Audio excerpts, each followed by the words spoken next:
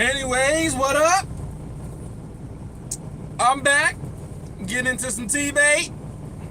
But yeah, it's been what? It's been like 4 weeks, 5 weeks, probably something like that. But getting into some T-bait, man. So I was looking up and seeing where I had last left off, right? So I had last left off on it was 476, and so I was going back and I was reading some chapters. I'm not reading the whole thing, but like kind of skimming some chapters. I was going over and I was skimming some chapters and stuff, and trying to get like a refresher on what some of the things that happened. You know, some of the things that happened with shit. What was her name? I'm forgetting names already. God damn, what was her name? Hold on a second. I know this. I know this.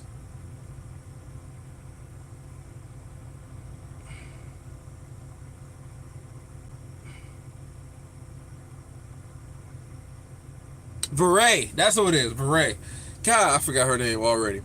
But yeah, I had looking and seeing what else was happening, and so I remember what happened with Veray, with her core, how it exploded, and then it froze everybody, and then it came back and sucked back in, and she passed out. So it kind of like exploded and then imploded. Like, it was kind of crazy how that happened. And so I was refreshing on that, so I remember that. And then I got reminded about how terrible it was with Cecilia and Tessia, and how she was trapped, and Tessia told her, like, oh, you know, if you do me a favor, I'll let you out, you know, if you just do me a favor, you know, because I got a promise to keep. So I was reminded of that terrible shit. And then after that, it was Agrona and Nico and Cecilia, and they were talking about, hey, you know, we about to finally go kill Arthur, you know, kill Gray. And so that, oh yeah, and what was it, the Ja or whatever it was, his secret weapon that he's been using to pretty much get all his advancement and shit, and it wasn't really him. He wasn't this big old, oh, I'm so smart mastermind. No, he's been actually had a whole secret Jinn consciousness in the crystal for all this time, which I don't understand how the crystal was able to survive for so long in comparison to all the rest of the remnants. Ended up the rest of the remnants ended up, like, you know, they ran out of energy or ran out of power or whatever, but for some reason this crystal was able to survive and last and be conscious for all this time. Don't even know how that even all works out. But so yeah, I was getting some refreshers, some reminders, things like that. What's up, Muhammad MCG? What up, though? New. First time I seen you guys make a comment, so must be new. But yeah, so I was basically just getting reminders and kind of refreshing myself in some of the chapters, because I don't know, I was irritated with how, I don't know, the whole Cecilia and the Testia shit, that irritated the hell out of me. And so I'm glad you know who you are. That's cool. You're white. That's great. Anyways, but I was kind of just getting a refresher and stuff, and the whole Cecilia and Tessia shit kind of irritated the hell out of me. So that was irritating as hell, and I kind of just, I don't know, I just kind of just stopped reading it, kind of let some chapters pile up. I was reading some other stuff. I got into some other books and stuff, some other stuff that I kind of was interested in, and so, but now I'm going back. I know that Turtle Me's on break. He's on break for like a month or whatever. He's not gonna be back until what, July something. So so this is a good time for me to get back and get into some chapters. Waiting for ages. Waiting. Listen, my bad. Okay, I just kind of, you know how when you're excited about something, you read and you're like, oh yeah, make a video. You excited. You want to talk about it, whatever. My excitement just wasn't where it should have been, and so I was just like, you know what, I'm gonna just take a break. let me miss the story again, and then now since I kind of missed the story again, I can come back, be excited, be hyped, and see what's going down. But listen, so I'm gonna go what? So we 477. We're on 477. Ascension. Now I don't know how many chapters I'm gonna read today, but I'm for sure gonna get through this chapter. Maybe if I'm feeling cool, if I like how things are going, I'll get to the next chapter. But but yeah. So let me just get into it. 477, Arthur Lewin, Ascension. So we're in Arthur, okay? Cause oh yeah. So I forgot about the Arthur part. So yeah, the last Arthur part was he was able to bring back Sylvie and have her memories, and then he just brought back Regis. And Regis was like, oh, hey, I'm the almighty, weapon made by the Asuras. And he's like, wait, what the hell's going on? And so that's kind of where we're off at this point. Okay, so let me go. No AI reading today. I'm just going to read it myself. So it all made sense now. For whatever reason, Tess was the vessel for Cecilia. Maybe it was because of our relationship in this world, which had to create the bridge. But that didn't matter.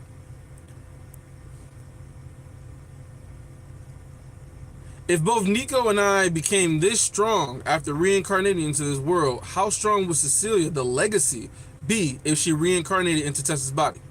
The distant echoes of my thoughts resound. Oh, you know what else I remember too? I remember Arthur's whole, new life where he ended up marrying Tessia, and he ended up being a leader of that Catherine and shit. And I thought it was so dope. It was like, okay, he's a leader because he decided to use the relic that Virion had gave him, and so it kind of changed the course of his path or whatever. He was the strongest person in Dicathin, but he was also still weak in comparison to all of the what the hell are they called? Not the sovereigns, but the not the Asuras. God damn, I'm missing. It's been a minute. Retainers, right? You got the retainers, and then above the retainers are the what is it called? The retainers. God, I can't even. I swear to God, I can't remember the names of these things. But anyway, so he ended up being not as strong as them, and then ended up getting assassinated in his own bed. And I'm just like, man, I just kind of felt sad. I kind of felt really sad about it. But yeah, it's kind of what popped into my head. But anyway, the distant echoes of my thoughts resounded over and under my present wakeful self. Sylvie, you know what Renia said. My voice came out pleading, but only because of the Keystone's strange effect that caused events to play out just as they had. We can't let them have Tess. I felt Sylvie shake her head against the small of my back. She was holding me, keeping me from continuing to fight. I don't understand what's going on. So is this like right after Regis gets woken up? Because it doesn't seem like it. We can't let them have Tess. I felt Sylvie shaking her head against the small of my back. She was holding me, keeping me from continuing to fight. Because Hanell and Nico were about to take her, and I was dying. We'll both get stronger, she said, her voice muffled. As long as we're alive, we have a chance. With Aurora's Requiem channeled, I reached out and pinched the golden thread between my fingers. Time froze. So, what part is this? I don't understand what part this is.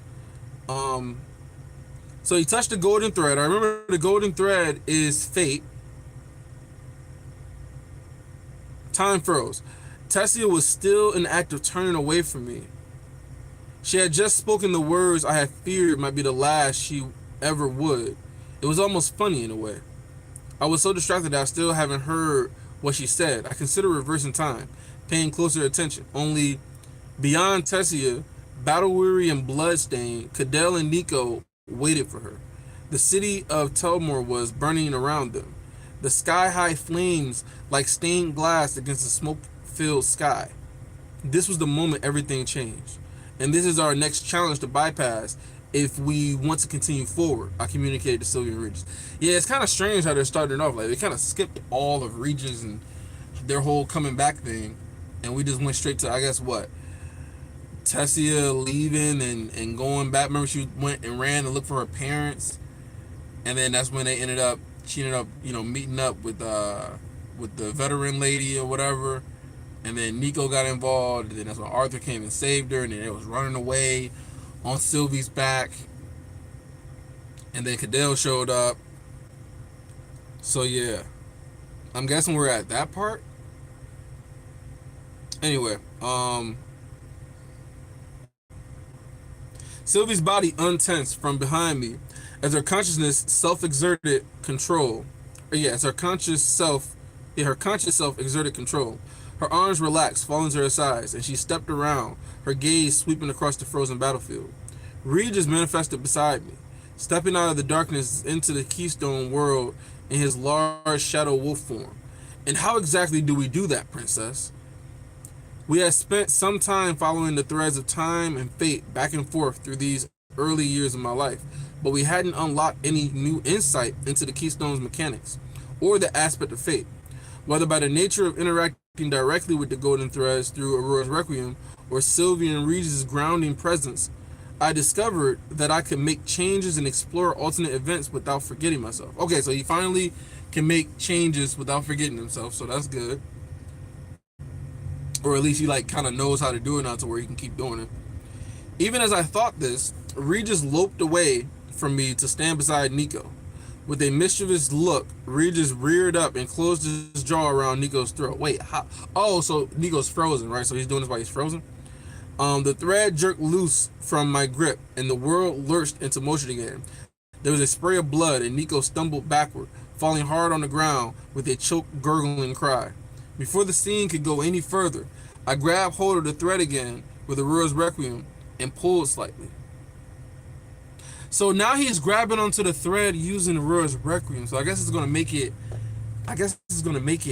easier for him to maybe reverse and then go forward with the whole time thing.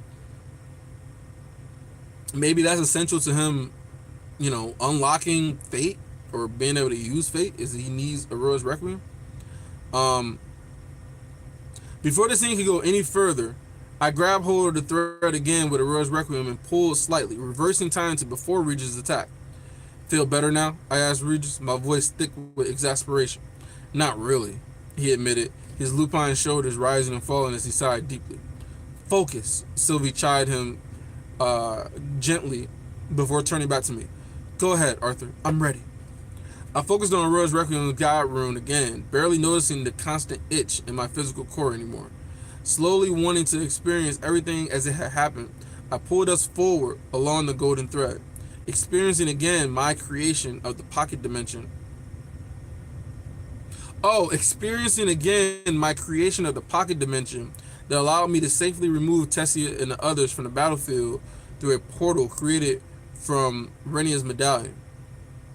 Sylvie cast her own spell, if that was even the right word for what she'd done in transferring her own life energy to me. We looked at each other once again. She faded. I gripped the thread tight, freezing us again. Sylvie was still there, a person in two parts, a ghostly aspect formed within the lavender and gold dust, and a bright silver spark of her own life force that was drifting toward me with all the rest of her energy, attaching itself to me. Syl? The silver mote sparkled while the ghostly image remained frozen. I clenched my fist and pumped my arms in excitement. It worked! It did, although I'm having a hard time forcing myself to remain conscious in this form. Okay, so I don't understand exactly what they're doing right now. He froze time in the middle of her sacrificing herself or whatever. I'm not sure how that works. Of course, I thought back, feeling foolish. Drift into me. Regis, guide her. Regis, who had already returned to his incorporeal state. I'm not going to start this truck up. I'm hot as hell.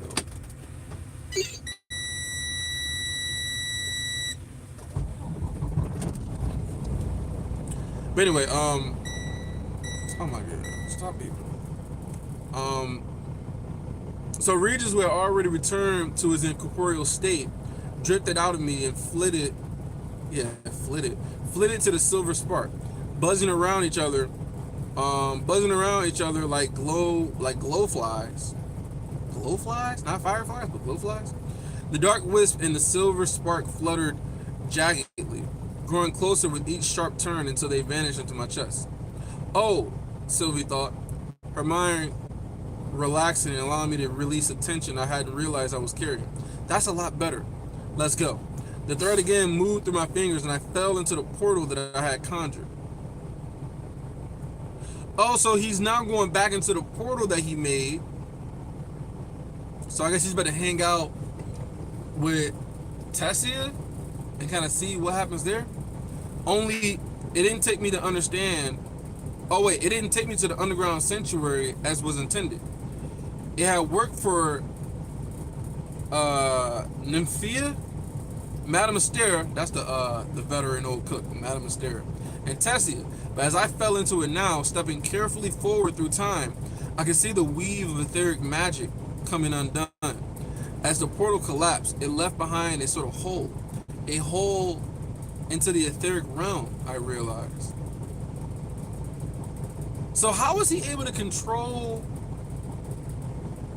That's interesting. How was he able to make a portal, but he used ether or something that was able to go and use the etheric realm? That's interesting.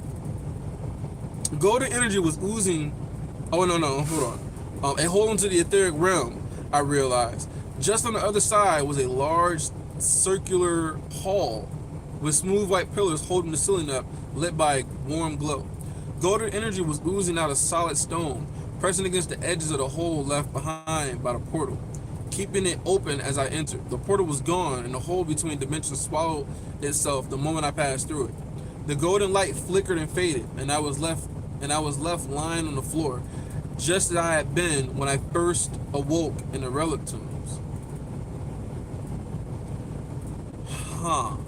Sylvie, Regis, we're here, they answered together. Two nods of warmth and consciousness within my now broken core. I rolled onto my back and grinned up at the blank ceiling. It worked. So I'm confused though. So I thought he wanted to go back to Tessia and stuff, but I guess he really wanted to go back to the relic. Okay. I just gotta read and see where it goes from here. We're here. Alright, so he said it worked. Regis manifested beside me and trotted across the chamber. He sniffed around for a minute. The egg thing isn't here. We must not need it then. I thought nervous and hopeful both. Syl, are you able to come out? I'll try. The silver spark drifted out of my chest. It was hesitant, bobbing the air just beyond the shelter of my flesh and bone. Regis' wolf form became transparent and immaterial, then changed to a dark wisp, which zipped to Sylvie's side.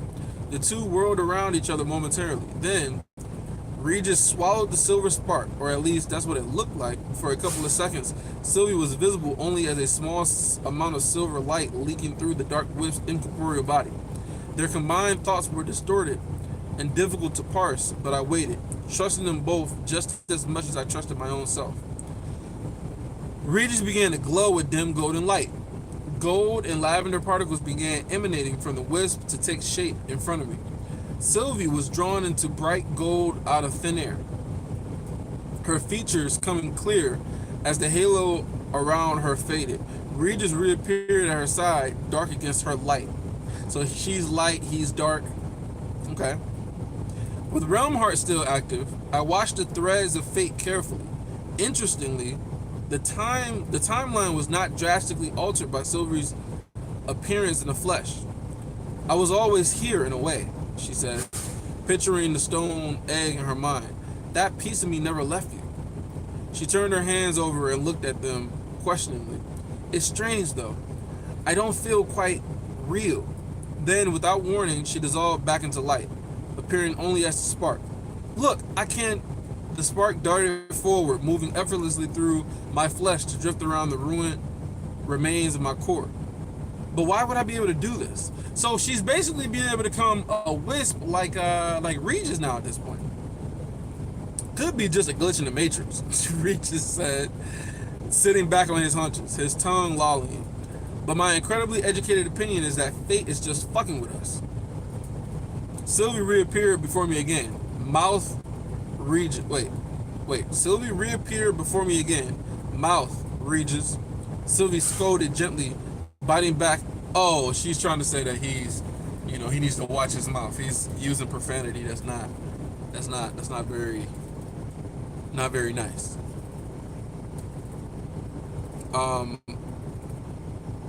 So Sylvie has scolded him gently, biting back a smile.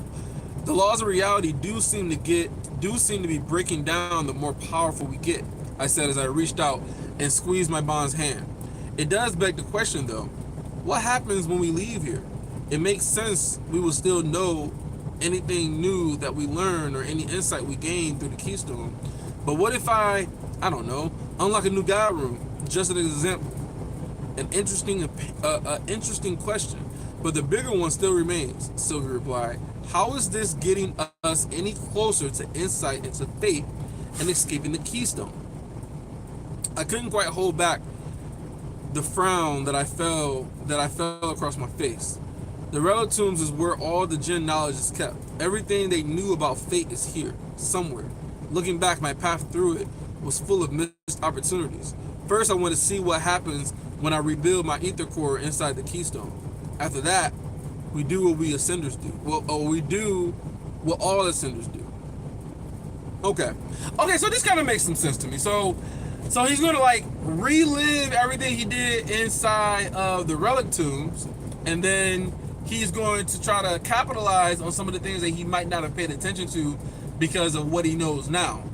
So maybe that can give him some new insight and shit. He might be able to unlock a new guide room based off of that insight. And now my question is this, right? So let's say that he understands something new and unlocks a new guide room while he's in this keystone based off of some new knowledge that he gains, right?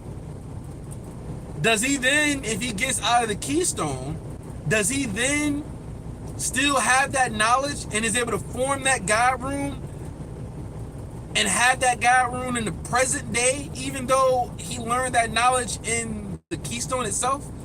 I would think he would be able to still keep it because it's based off of knowledge and understanding. If he gets that knowledge and understanding in the keystone, then it's basically like the keystone giving him a guide room without actually giving it to him. He learns it himself through going in the past. So, an interesting question. But I think that he should be able to keep the knowledge though, or at least get the guide room and keep the guide room. Okay, so he's gonna do what ascenders do. Navigating the relic tombs inside the keystone was different than it had been in reality. My ability to pull us back and forth through the time allowed me to explore in a way I couldn't before. Curious, I drifted forward until Kara and I claimed the compass from the Central Academy reliquary. I think it's reliquary. It don't matter. Then stored the compass in my extra dimensional storage room and reversed time again, all the way back to the first zone I'd entered. Wait. So he went back to him and Kara got the compass, then stored the compass in his extra dimensional storage, and then he reversed time and went back to the first zone. So like he's basically just replaying zones. Once again, standing inside the unadorned chamber, I looked into the extra dimensional space. The compass was there, waiting for me, despite me having technically acquired it in the future. That's crazy, man. So he can go forward, learn and get things, and then go back. And it's like he basically got it in the future. That's pretty wild.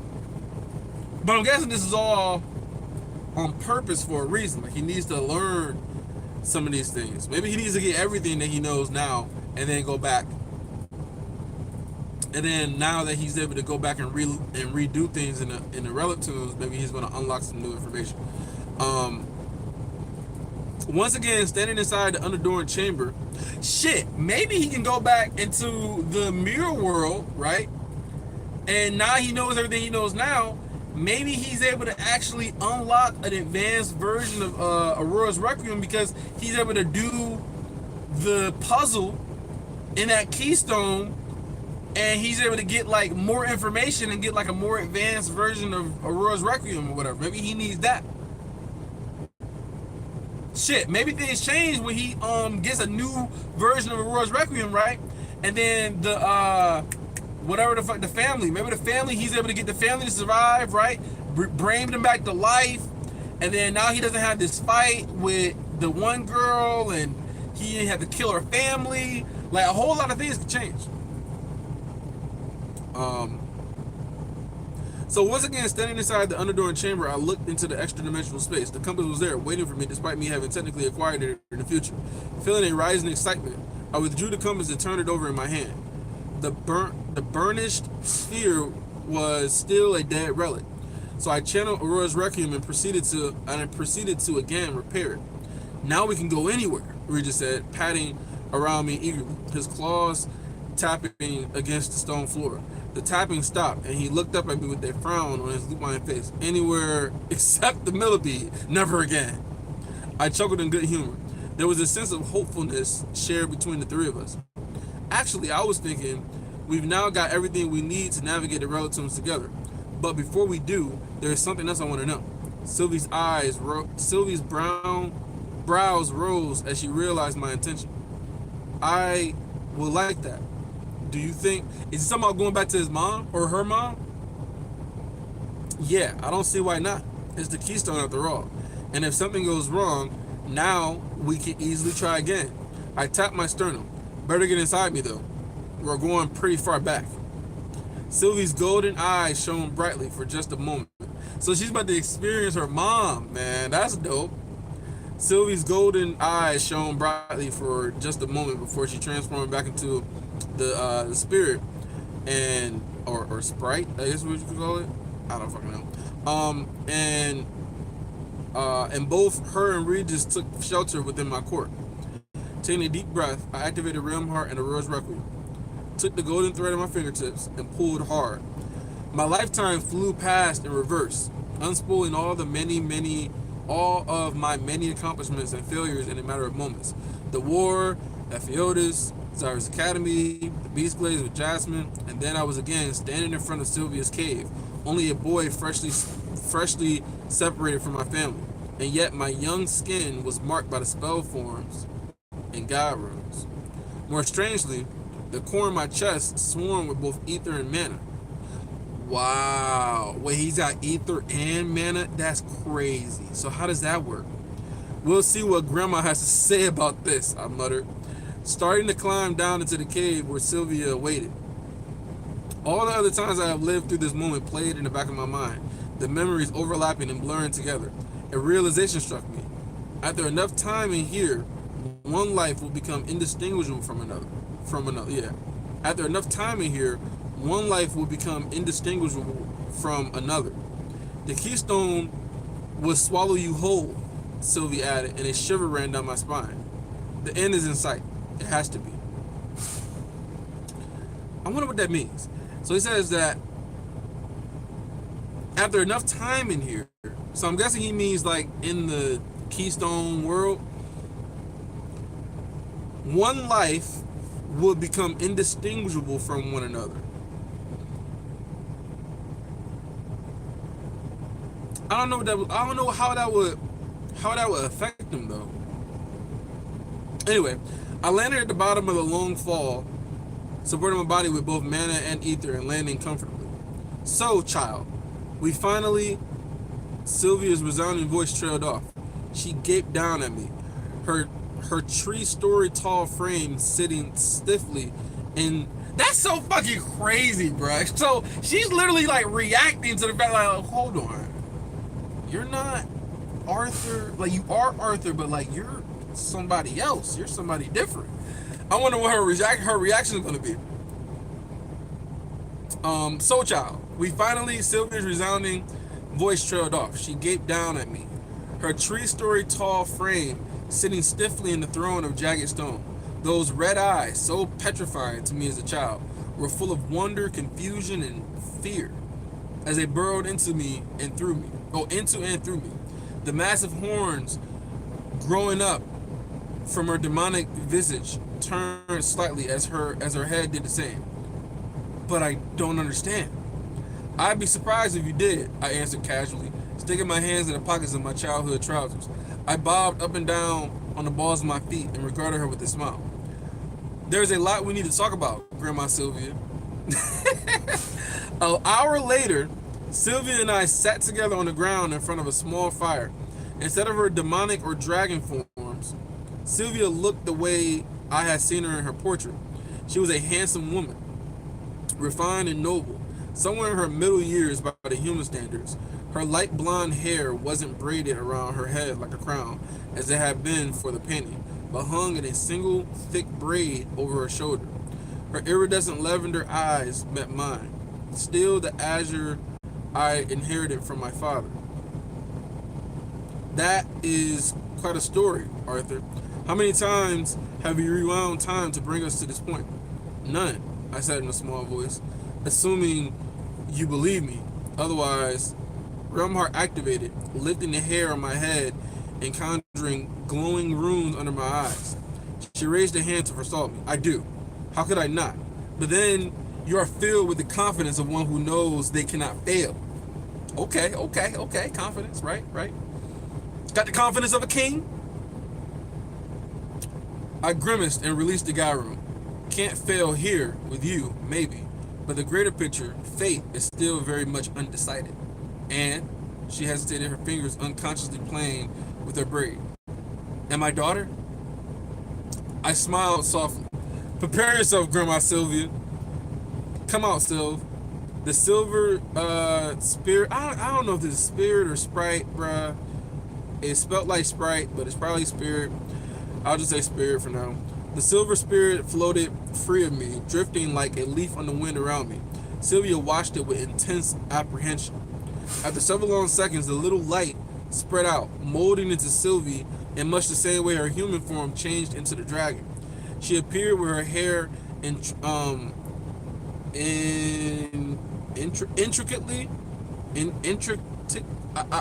I don't fucking know how to say this word. Let me see. Disconnect. Intricately, so I did say it right. Intricately, I didn't know it was spelled like that. Intricately, but you don't even pronounce the T. It's intricately, but the T is fucking silent, man. Intricately, but no T. No T being pronounced. English language, man. English language. Braided and wrapped around her head, not entirely unlike Sylvia's portrait, and wearing a battle dress of black scales. Sylvie's jaw worked silently. Grandma Sylvia stood, favoring her wounded side. The two regarded each other without words, a subtle tension building between them. Then, at the same moment, they both stepped forward and wrapped their arms around one another. All the tension flowed away, as if carried on a receding tide. Sylvie let out a surprised, childish, lovely laugh, and her mother followed suit. Grandma Sylvia looked down at me over Sylvie's shoulders, and her eyes shone with tears. Finally, Grandma Sylvia pulled back, although she kept her hands on Sylvie's arms. You are more beautiful than I had ever could have hoped. Oh, my daughter, I thought. Well, she swallowed visibly and gave a small shake of her head, causing a single tear to slip free of her eye and travel down her cheeks. It seems as though entrusting your egg to Arthur was the wisest decision I could have made. I mean, that's nice, man. That's nice. She get a reunion with her daughter who has yet to be born in the future. Like, that's kind of crazy as hell. It really is kind of crazy. But it's cool though, man. That's cool.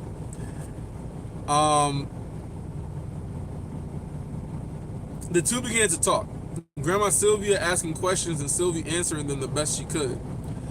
The tale of Sylvie's life so far was not entirely a happy one, and Grandma Sylvia alternated between flushing red and growing pale as Sylvie answered her questions to the best of her ability. It was strange seeing her like this, huddled around the little fire, sitting on the ground with Sylvie, both in their humanoid forms. I'm glad I got to see her like this, even if it's only a simulation, I thought to myself, my throat constricting with suppressed emotion. Regis shifted, resting his chin on my leg. Emotional support weapons of mass destruction. Regis always got the quotes. Emotional support weapons of mass destruction. Reporting for duty, sir. I felt a small smile smoothed away my frown and rubbed him between the ears. At ease. The conversation between Sylvia and her mother continued only for 10 minutes before Grandma Sylvia hesitantly broached the topic of Agrona. Yes, I know Agrona is my father, Sylvia answered, lifting her chin and looking suddenly defiant. I have tried not to let that fact color my view of you too negatively. I have tried not to let that fact color my view of you too negatively.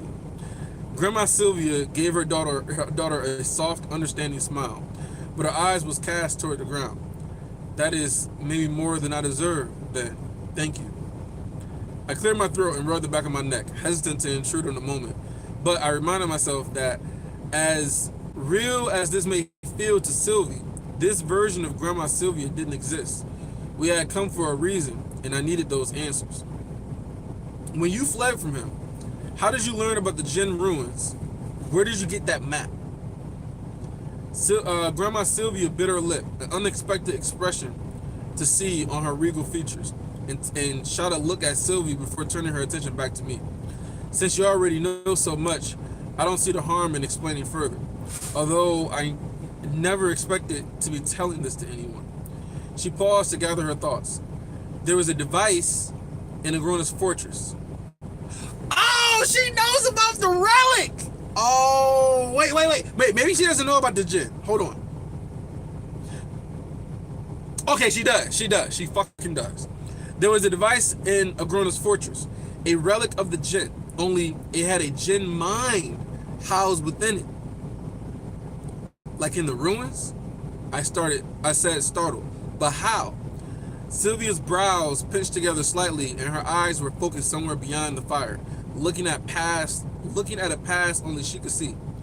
He found her in the early days when his people had only just begun exploring the relic tombs for him. It was her job to help navigate the place. Power off. As well as to store and catalog the Jinn's knowledge related to their creations. But Agrona had already managed to remove her from the relic tombs and install her deep beneath his fortress by the time he was banished, and I so foolishly tried to warn him. Oh, so this was around that time when she tried to escape and warn him and let him know what was going on. He already managed to remove her from the relic tombs and install her deep beneath the fortress by the time he was banished. And so I foolishly tried to warn him of my father's plans. Her? Sylvia asked. The Jinn spirit, Ja'e? Grandma Sylvia answered, looking away. It was from her that I learned the truth. Sylvie leaned forward and hugged her knees to her chest. What truth? When I returned for Agrona, I found him a shell of the Asura I had fallen in love with. Perhaps it was the real him, and I had only ever known a shadow, or perhaps his banishment and betrayal of the other Asura, including, he thought, me, broke something in him. He imprisoned me he imprisoned me when he learned I was pregnant, desiring to experiment on his own child, to learn more about how dragons manipulated ether and how he could use it against them. His own daughter, and he saw you as nothing but another experiment. Her teeth clenched tight, and a bright fire burned in her eyes. Ja'e showed me what was in store for you, for both of us. But she said, Sylvia hesitated, taking a shaky breath. She said fate has something else in store for you. Okay, so maybe Ja'e is not really... Okay. This makes a little bit more sense. Because I remember I was questioning, I'm just like, wait, the fucking Asuras are supposed to be your enemies. They literally destroyed your entire civilization. Made your people almost extinct, right? But why would you be working to help another Asura take over the world, basically? So maybe she's not really, but then again, she's been helping him though. But then again, she could only be helping him to gain his trust because she has other things in mind, other things in store. So I'm not sure. But I always question, like, why would she be helping Agrona of all people? You know? But then she already knew about Arthur. But then again, so I guess she knew about fate? Or maybe it's not fate. Maybe she can see the future the way that Renia did? Because Renia didn't have access to fate. She just knew the future because of her ability with, you know, her being an ancestor of the Jinn. So, or having a Jinn ancestry in her bloodline. So, okay, let me keep reading. This is interesting. So she showed her what was in store for you, for both of us. But she said, Sylvia hesitated, taking a shaky breath. She said fate has something else in store for you. She showed me a boy. So this is why she ended up going to Arthur. She showed me a boy, told me about the reincarnation of a king from another world, Gray, and how he would protect you. If only I could find him. So basically, she made all this shit possible. So now we go from Sylvia to now we go to what is it called? Jae. So Jae made all these things start, you know, in the cycle, basically, right? She made all this start because she would have never warned her about Arthur, then he would have never met Sylvia. And if he never met Sylvia, he would have never met Sylvie. And if he didn't meet Sylvie, he wouldn't have had her as a companion, and he would have never went to the Asura with Kezis and all that shit. So she started this whole cycle by letting her know about Arthur or Gray. Okay, so, and that's how you got the map to the gem ruins. I shook my head in disbelief. Yet again, fate seems to be playing with me, lining everything up just so. We lapsed into silence, and I watched the small fire crackle away merrily, its bright orange flames blissfully ignorant of the pressure resting on my shoulders. Although I had learned what I'd come for, it didn't leave me satisfied. In fact, the revelation that Agrona had one of the Jinn remnants at his disposal, and that it was apparently both willing to help him and had a more in-depth understanding of the Jinn people's knowledge than any of the remnants I had discovered, did not bring me peace of mind. No, the fuck, it won't bring anybody peace of mind. God damn. It's time. We should go, I said to Sylvie. Just a bit longer, she thought back, her golden eyes turning toward me pleadingly. I may never get the chance to speak to her again. You are not speaking to her now, I replied gently, consolingly. This isn't Sylvia, only a shadow of her created by the keystone. You're right, of course. Sylvie stood stiffly, no longer looking at me. I'm losing hold of my emotions. Standing, I gave a respectful bow. Grandma, thank you. I know this conversation probably hasn't made a lot of sense from your perspective, but you've been a great help. Unfortunately, we should go. Wait, she said, clutching her side as she stood. Before you do, I've been thinking. You said I gave you my will and that through it you were able to utilize the realm heart technique. Oh, could she give him her will? Like now? While he's still, bruh.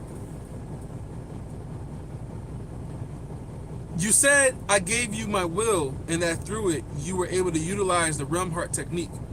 I know why it destroyed you. And I think that I could provide you with the insight necessary to better control it.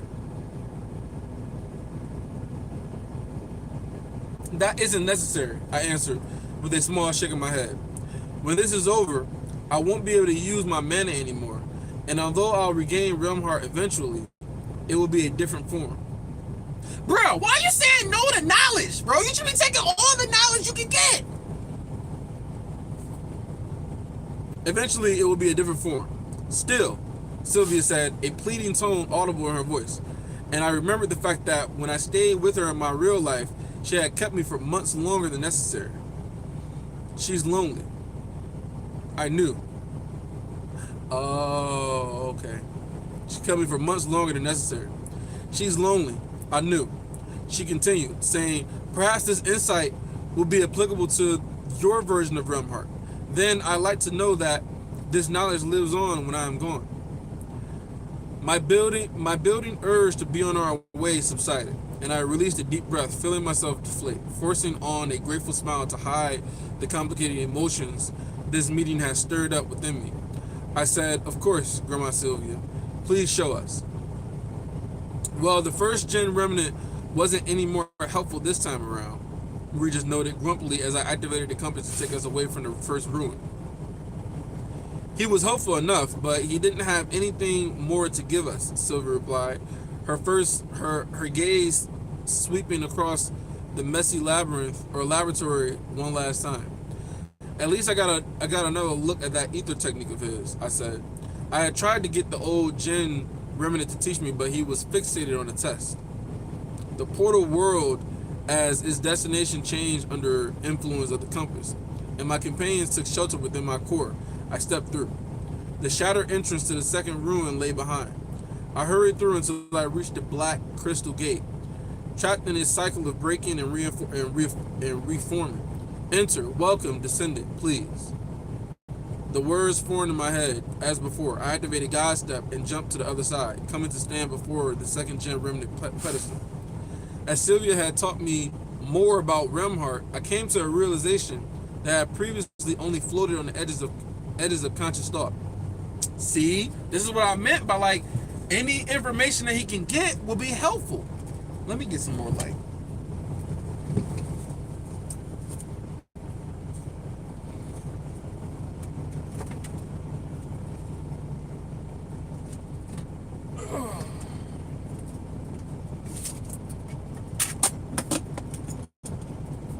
Fuck.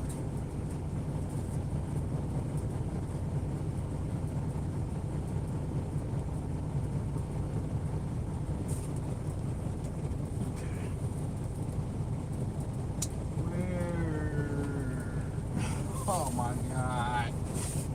Where did this go?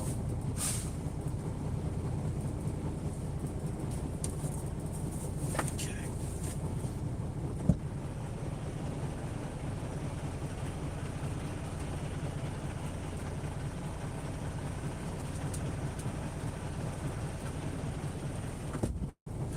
This is so dumb. Oh shit.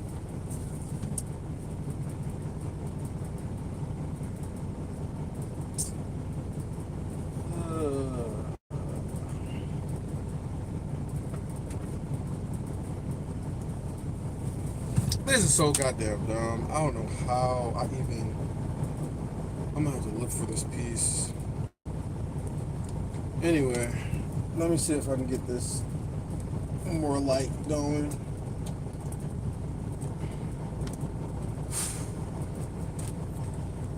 I just have no idea how I'm gonna keep this upright. I guess I can do that. That should be fine. Yeah, I think that'd be straight. Okay, where was I at? Okay, so as Sylvia had taught me more about Remhart, I came to a realization that I had previously only floated on the edges of my conscious thought. I didn't know what I was supposed to be doing, really. I couldn't escape without discovering insight into fate, but I didn't know exactly how to pursue that insight. Unlike the previous keystones, this one was completely open-ended.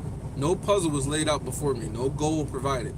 I had learned how to navigate and manipulate the world created by the keystone, and they had brought on some small insight in the form of the golden threads. But since then, I had gotten no closer to unlocking whatever power the keystone contained. But that didn't mean I couldn't do something. The second gen projection stepped out from behind the pillar, short and thin, with mute pinkish lavender skin and short cropped amethyst hair. She wore white shorts and a chest wrap that displayed the interlocking patterns of spell form runes that covered her body. She gave me a weak, sad smile. So someone recovered my creation after all. Oh, was this must be the one chick who was fighting him all that time, when he got the battle robes? I'm guessing this is when he got the battle robes, and she was fighting him over and over and over again. Because I think the third gen he met when they already took the artifact, right? And then the fourth one he had met. Yeah. I think that's right. I think that's right.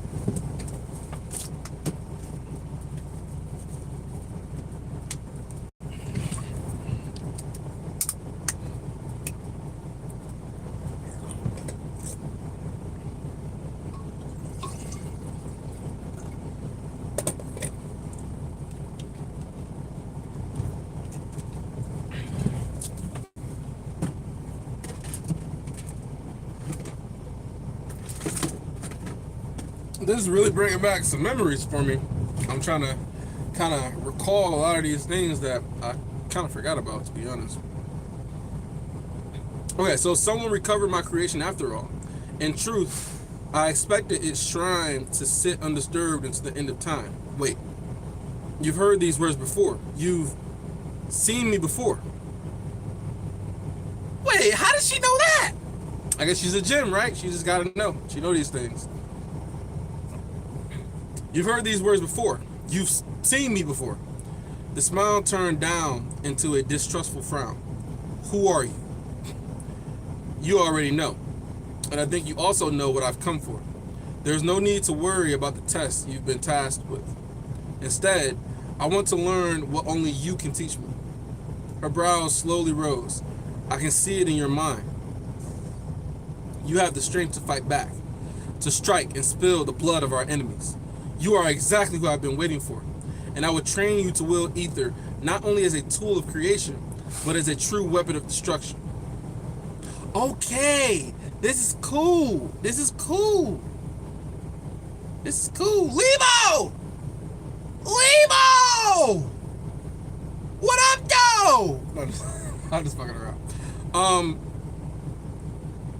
Okay, so is he gonna get like another more training? I mean, this would be beneficial. Him keep going through the training montage over and over again till he become a fucking devil with ether, man. A pure destruction force that nobody can fuck with, right? That would be the shit. Okay, so I would train you to wield ether not only as a tool of creation, but as a true weapon of destruction. But yeah, you're a little late, Lebo. But listen, you can always go back, right? You can always go back and start from the beginning. But yeah, I'm into 477 right now. You missed the reunion between Sylvie and Sylvia. You know how lonely she was keeping Arthur for all that time. Man, listen, I've been reading some other shit, and other shit is just not as good as T-Bait, man. Like it really isn't. So many things are so subpar, you know. They don't have as many good characters. Anyway, so she's gonna teach him how to use it as a tool of creation, but as a true weapon of destruction. A long, thin, curved ether blade appeared in her left hand, then a second in her right. She crossed them in front of her, sparks flying through the air where they touched. I will train you. I summoned my own sword of ether, holding it in both hands. Then a second manifests to my right at shoulder height, and a third to my left beside my hip. She's like, yo, you already got some of the skills. The gem regarded me with surprise and delight. She took a step back, and several more swords appeared around her. Yes, you are who I've been waiting for, yo. She's ready. She's like, yo, you're Neo, bro. You about to come here and change the world. Fuck up these Asura.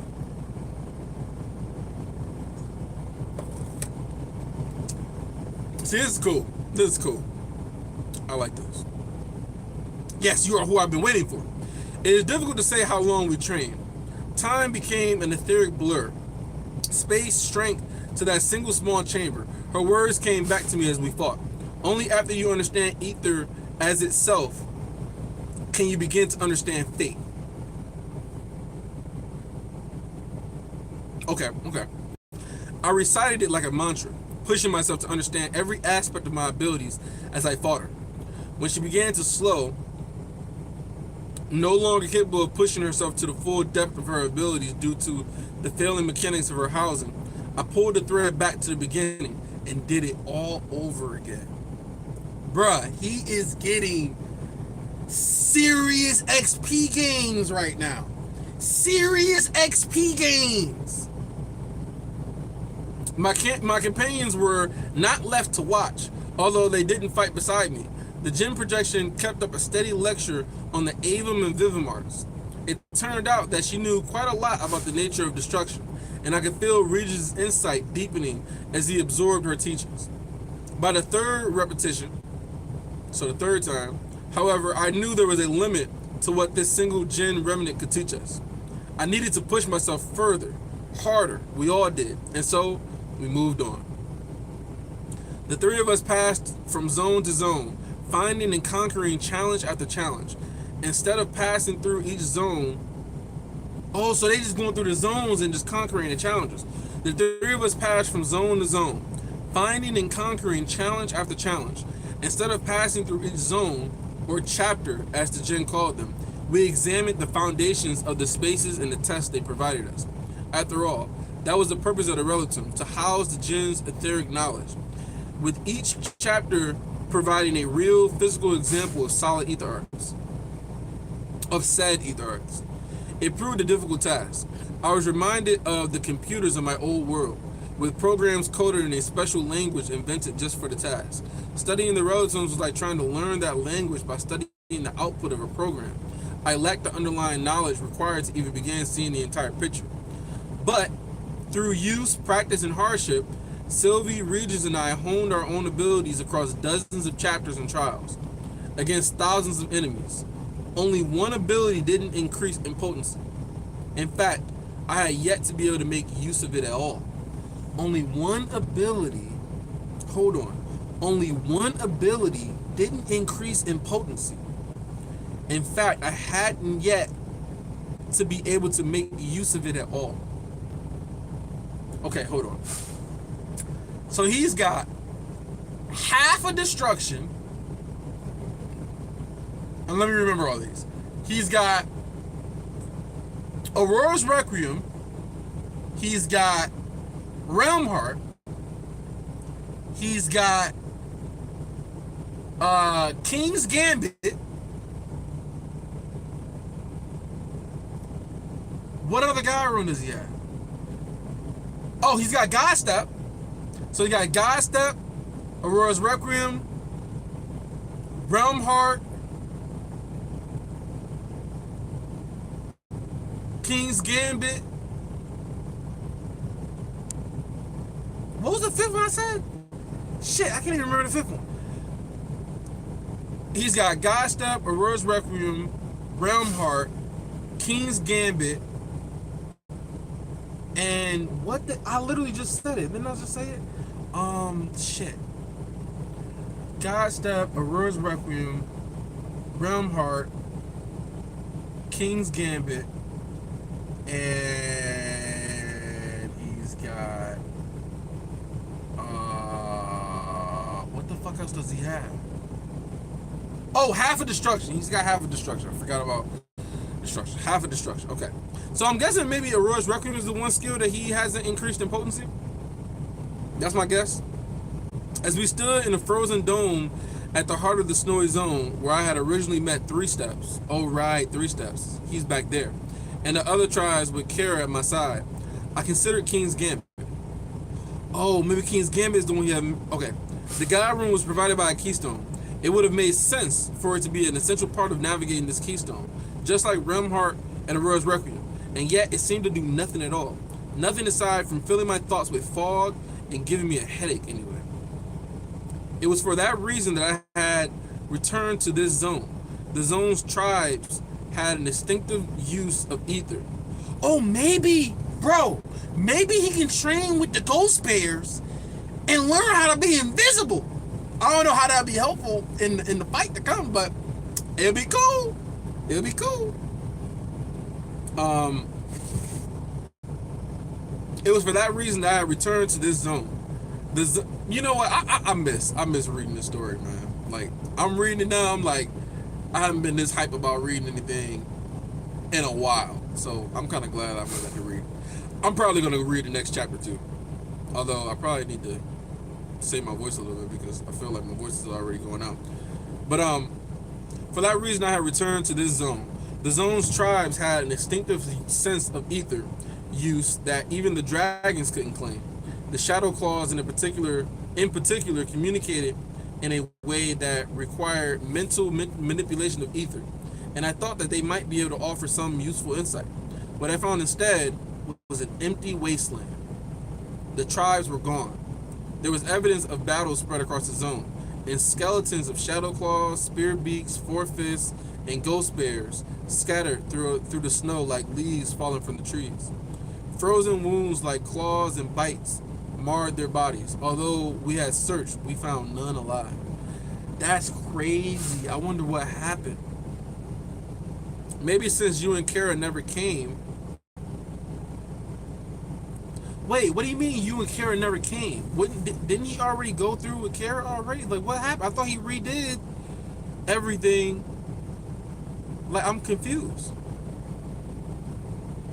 Maybe since you and Kara never came, the wild things grew beyond control, Sylvie mused as I repaired the exit portal.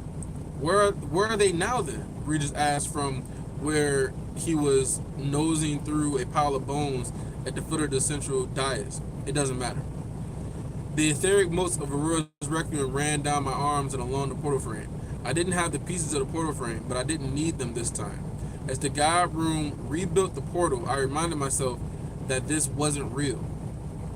We could return back to the time when you just entered the relic tombs and then allow time to move forward as normal until you reach this place again, Sylvie suggested, her face bathed in a lightly purple glow from the portal that appeared inside the repaired frame. That could work, I trailed off as I looked through the portal. It was translucent, showing a slightly blurred version of what was behind it, only the portal didn't show a different place, only the other side of the frame. On that side, through the weathering of the dais was... Wait. On that side, though, the weathering of the dais was different. The stone smoother. The light was a warmer shade, and there was... It's the same place, but a different time, I gasped. Regis! He leapt from the floor below all the way to the top of the dais, then vanished into me. Sylvie did the same just behind him, and I stepped through the portal. It didn't feel like traveling through the relic tombs portals usually did. It was more like walking through a door from a cold outside to the warm interior of a house. Spring smells hit my nose, as did the murky odor of some kind of animal. The air was filled with voices, some deep and sonorous, others more cutting and beakly. I stared around and wondered. The white stone of the zone's central dome gleamed with clean golden white light. Dozens of shadow claws, spear beaks, four fists, and ghost bears wandered between rows of tables and stalls on one side of the dome. The other was an open space where even more played games or sat and watched, chatting animatedly. The bipedal cat-like shadow claws touched paws with huge white ghost bears, engaged in memory speech, while four fists and spear beaks eagerly exchanged bags of nuts for vials of greenish liquid. It's amazing, isn't it? I spun around, realizing man, what is going on, bro? At first I was just like, oh, it might be Kara's brother, maybe? No. Kara's brother was in the centipede place, or the millipede place. It's amazing, isn't it? I spun around, realizing a man was leaning against the other side of the portal frame. Maybe it is the Asura that got the third relic, right? The third keystone? It could be him. I spun around, realizing a man was leaning against the other side of the portal frame, watching the people move around below. He had light blue skin with a tinge of purple around his eyes and mouth. Purple hair that was dark enough that it was almost black. And every inch of his exposed flesh was covered in spell forms. You're a djinn, I said stupidly.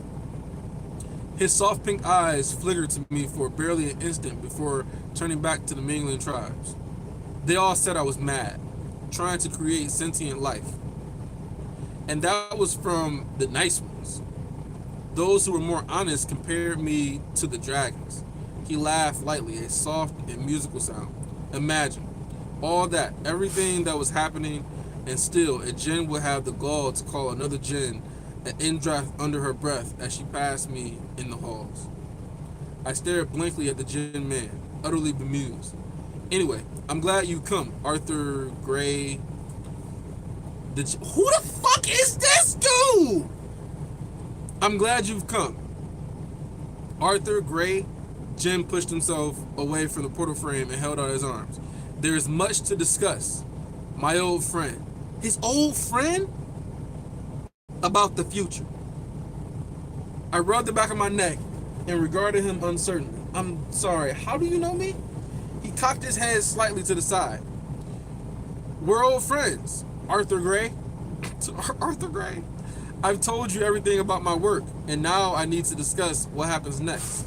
In the future, the far future, in fact, I can't do this without you, old friend. This is getting weird, Regis thought, his focus turning around and around as he attempted to watch everyone inside the dome all at once. It feels like one of those build-ups just before a jump scare moment. I don't like it. I can't help but agree. Something is definitely not what it seems, Sylvie added. I'm sorry, I don't know you, I said firmly, taking a step back. What is your name? Arthur Gray. I am Hanell. Or, yeah. All these fucking weird ass names, bruh. Why can't his name be Hank? Or Henry? Or fucking Holland? Something normal. Your old friend. Hanell. The gem regarded me not with confusion or suspicion, but with a soft smile and deep trust in eyes. You know all about my creation of this chapter and the many trials I've overcome. This is so strange. I don't know what the hell's going on, bro. What'd you say, Lebo? One thing that remains a mystery is that where in the world did the Jinn get all the knowledge of creating these keystones? Where did they get the knowledge? I mean, basically, the way I understand it, it's a culmination of all their knowledge. Like they all kind of like put all their knowledge into the I'm about to say realm heart. Into the relative. They got all their knowledge, all the people came together and they took everything that they know. So obviously different people are gonna know different things.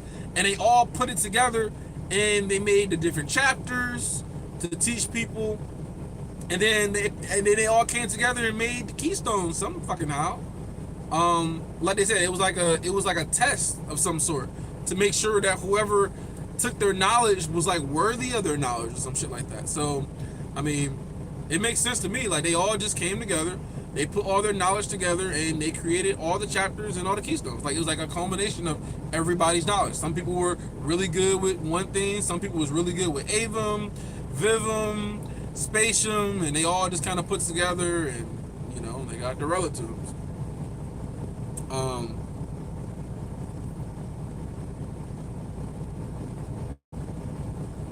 So you know all about my creation of this chapter and the many trials I've overcome. I looked around, feeling more and more like I was on the outside of some joke I didn't understand. But I see my mistake now. Hanell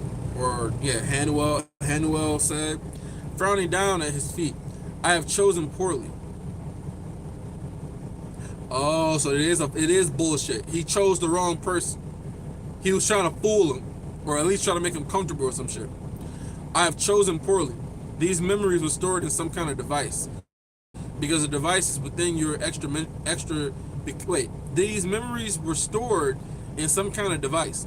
Because the device is within your extra-dimensional space, I did not immediately recognize them as being separate from your person. Hanell sighed. I think you might say it is humorously ironic that I have waited for so long to introduce myself to you, and yet still I have somehow managed to make a mistake. What device? What are you? The Jinn memory crystal. Clear as day. I recall picking up the crystal and the way many versions of the same voice were played across my mind. It was Hanwell's voice. I never listened to the messages contained inside that crystal. It must have been like a journal. What the fuck crystal is he talking about? Now, I probably could just be a little bit naive or forgetful because it's been a minute since I didn't read this shit. But I don't know what crystal he's talking about. I don't know. He's had a lot of stuff in his storage place, and it didn't really get talked about. So I don't know. I guess there's a crystal he had that he never did anything with. The gem memory crystal, clear as day. I recall picking up the crystal and the way many versions of the same voice were played across my mind. I don't remember this. It was Hanell's voice. I never listened to the messages contained inside that crystal. It must have been like a journal. His log of the work being done here in this chapter of the relic tombs. A crystal in the relic tombs, a journal, but he's in like the animals territory, like the 4 steps or 3 steps, and the ghost bears, spear beaks. If this Hanell can see even into the extra-dimensional storage space linked by that spell form, Regis' thoughts trailed off meaningfully. Suddenly, I understood. As if responding to my understanding, reality began to unwind. It started with the portal frame, the stone of which turned to something like cotton candy, which pulled apart and floated away. Then the dome was billowing above us, dispersing like light clouds to reveal the blue sky beyond. But cracks were running through the sky to reveal the black-purple emptiness beyond. By the time I looked back down, all the tribal people were gone, as was the dais on which I've been standing. Only the jinn and the portal remained, floating in the emptiness of the ether realm. Fate. Fate? Fate. Are we finally getting answers? Only the jinn and the portal remain, floating in the emptiness of the ether realm. Fate. The word came out without my meaning it to, but as soon as I said it, I was sure it was true. I activated Remheart. Sylvie manifested to one side, Regis to the other. Our 3 connected minds were equally in awe of what we were seeing. The jinn was no more. Instead, a knotwork of golden threads was tied together into a vaguely human form. Dozens, maybe hundreds or even thousands of threads extended away in every direction, vanishing into the endless expanse of the etheric realm. Arthur Gray, I have been awaiting your ascension. Okay. I'm not even about to theorize. Let's just go to the next damn chapter because I have no fucking idea what is about to happen. Horizon's Edge! Okay, let's go. Despite having no visible eyes, the knotwork face of the golden, glowing beam stared into me, right down to my bones. My own mind seemed blank, destitute of intention or conscious thought. I could feel the golden threads knitting their way through my mind and memories, my past, present, and future. The sensation terrified me on an existential level. Who are you? My voice was hollow and soft, the baritone resonance swallowed by the void and my own doubt. You have already said it. The threads pulsed and vibrated as the entity spoke. I am fate, or an aspect of fate, the mouth. So he's just an aspect. So are you telling me there's multiple aspects? He's got the mouth, now he gotta go get the eyes, he gotta get the ears? Does he gotta get the body and the legs? Oh, Lord. It's not over yet. Anyway, as I struggled to come up with something else to say, I desperately searched the wide expanse of etheric void that surrounded us. The only concrete feature of the vast black-purple emptiness was the portal. I wonder what would happen if I tried to flee back through it. Why the fuck would you flee back through it, bro? No. This is why we're here, I reminded myself, trying to mentally force my way through the uncharacteristic fear that was robbing me of my senses. What was that back there? Hanell? The Shadow Claws and the other tribes? Why the charade? The golden threads unraveled, shivered through the air, and wound themselves back into the humanoid form to our left, putting us between fate and the portal. Huh.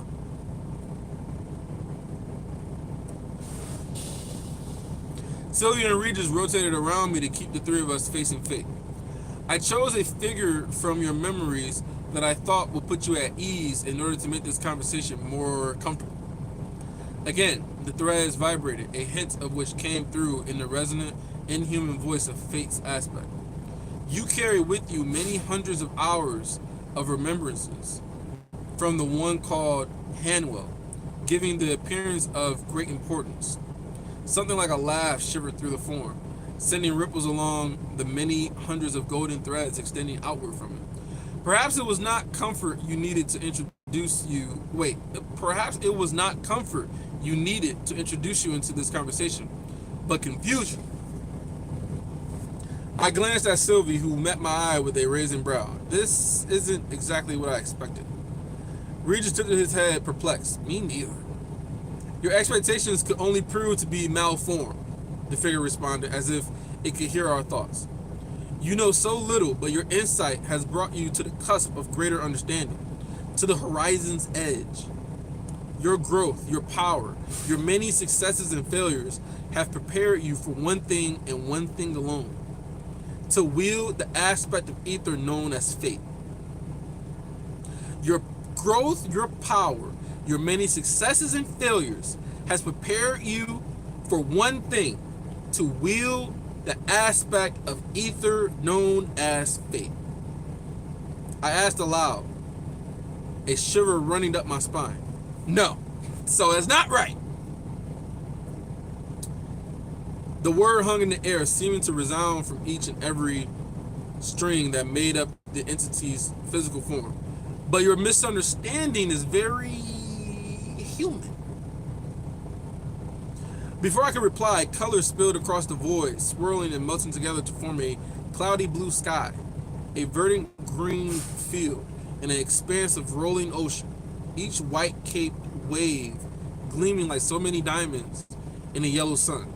By the time my focus returned to the aspect of fate, I had again wrapped myself in blue-skinned, pink-eyed By the time my focus returned to the aspect of fate, it had again wrapped itself in the blue-skinned, pink-eyed Jinn Hanell. I took an experimental step. The ground beneath my feet seemed solid. Bending down, I ran my palm along over the... I still want to understand, what did he learn by going through all the different chapters and the training? Like, they never really talked about, like, what things he, like, learned as far as battle-wise. I ran my palm along over the blades of grass, feeling each one bend and then spring back into place. Something about the scene was familiar. Where are we? Maybe they're in Epheotis, I guess? It depends on when you are, Hanell replied. He approached the edge of a tall cliff that rose vertically up from one wide beach below. Shadows rushed suddenly across the landscape, and buildings began to rise out of the sand. Dark figures moved across the beach like many thousands of ants. The wraiths were the first to build here. I knew it was fucking Epheotis. I knew it! When they said blades of grass, I was thinking to myself, it reminded me of the blades of grass that is part of Aldir's home. Remember the grass that's like got this defense mechanism that like attacks anybody who's like a threat? And they literally like started to kill some of the dragons there because the grass became like sharp ass blades and was going through skin and shit. That's what it reminded me of. So I was like, Epheotis? And then he said the race were the first to build here. Man. The race were the first to build here a very, very long time ago. A great city grew up before us, alive with little dark figures that appeared and disappeared too quickly to make out. The city swallowed the coastline and cliff, extending as far as the eye could see in every direction. Then other figures appeared, white shadows, then blue. then red and brown, all descended on the city. Although the distant scene lacked detail, it was obvious that a terrible battle was unfolding. Both sides suffered greatly, and by the time it was over, the landscape had been returned to its previous state. Nothing was left of the city.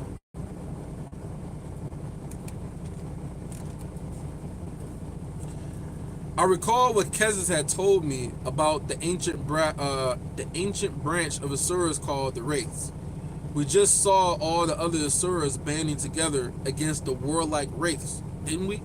I said, mostly speaking to myself. Soon, yeah, 360 Gunner, I'm back, and I'm on chapter 478. I recall what Kezis had told me about the ancient branches of Asuras called the Wraiths.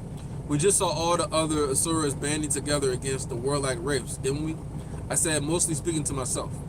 Soon, white figures were swarming the beach, and just as the dark figures representing the Wraiths had done before them, began building up a great city. Only before the city was complete, all the white blurs vanished.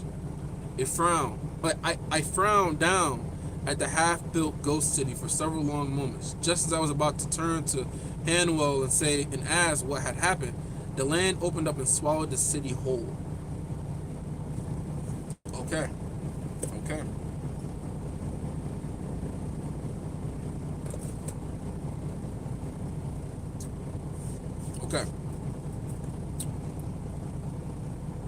When the dragons took Epheotis from this world. Oh, wait. So this was a world, and they took a portion of the world. They probably took a portion of the world. So that's what this is. So this makes more sense. That's why they say, like, that's why they kept on saying that Epheotis is like part of this world, but not part of the world at the same time. And it's like a dimensional space, right? But it's connected to the world, because if you sever the connection, it won't get the mana from the world, and everything that's a part of it will disintegrate, right? So it's because they stole it. They stole a part of a world and took it with them, and I guess attached it to Earth, or not Earth, but like with the current world or whatever. So maybe that's what it is, and it makes more sense. But let me hear what he says. When the dragons took Epheotis from this world, they scrubbed all signs of their civilization from the land so that future people would know nothing of them. Hanell looked sadly down on the empty beach. The construction and fall of the two cities had left the landscape roughened and the cliff face carved away in part. It is always here. This place calls to every civilization that grows from the soil of this land. What do you... I went silent as a new people spread across the beach. Huh. Is this Earth maybe? Or like their current world? I don't even know what the current world is called, but I went silent.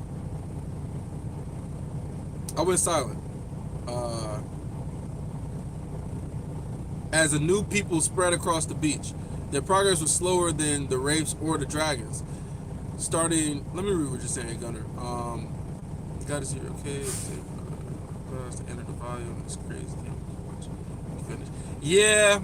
Like I said, I just took a break. I was kind of just not very enthusiastic about T-Bait. I've been kind of reading a lot of other stuff, and it kind of came to my attention that just like, man, the other stuff I've been reading is not as good as T-Bait at all. You know, you don't care about the characters as much and things, and I kind of had to build back up the hype and the excitement for T-Bait, and then now it's built back up, and I'm ready to start reading. So you said chapter 482. I didn't realize. I knew it was like 4 chapters I probably missed. So it's really like, no, that is 4, because I missed, no, it's 5, because I missed 77, 78, 79, 80, wait, 77, 78, 79, 80, 81, 82. So 6 chapters I missed? I didn't realize I missed that many. Goddamn. But anyway, I don't know how far I'm gonna read today.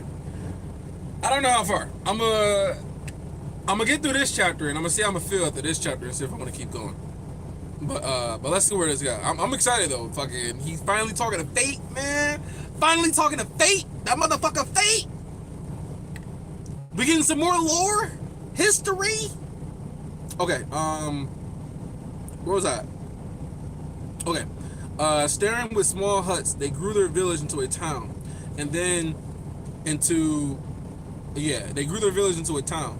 And then into a small city, pressed up against the cliff face. The land around it was tilted and churned to brown soil where crops were grown.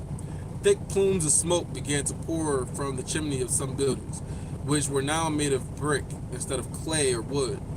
Docks extended out into the ocean, and a small sailing vessels appeared. Their progress seemed to halt for some time, and then white blurs rained down, white fire, and the city was erased. What the fuck? So it's like whenever somebody comes through, they build up, and then they get taken out.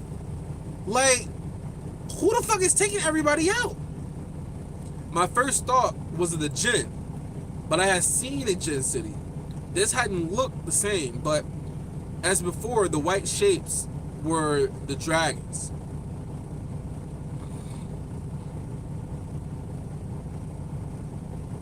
Fucking dragons, man. They literally exterminate people. That shit's crazy. A chilling notion darkened my mind, and I turned to Hanell for confirmation. His pink eyes stayed on the beach.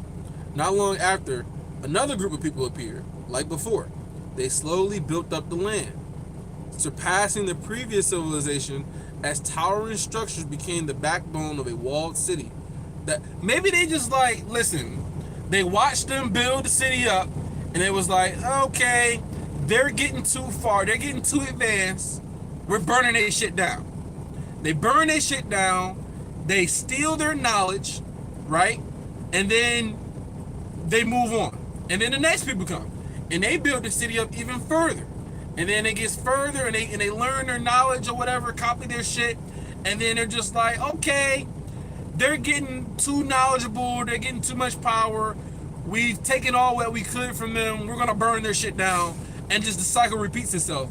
And then maybe the Jinn came involved, they got all this aspect into ether and fate and all this shit, and it was like, all right, y'all got all this knowledge, we're trying to learn the knowledge, we can't really learn everything you guys are telling us, so we're gonna ask you to give us the knowledge. You don't want to give us the knowledge, so we're gonna burn your shit down, and then the cycle fucking repeats itself. I think that's what's happening.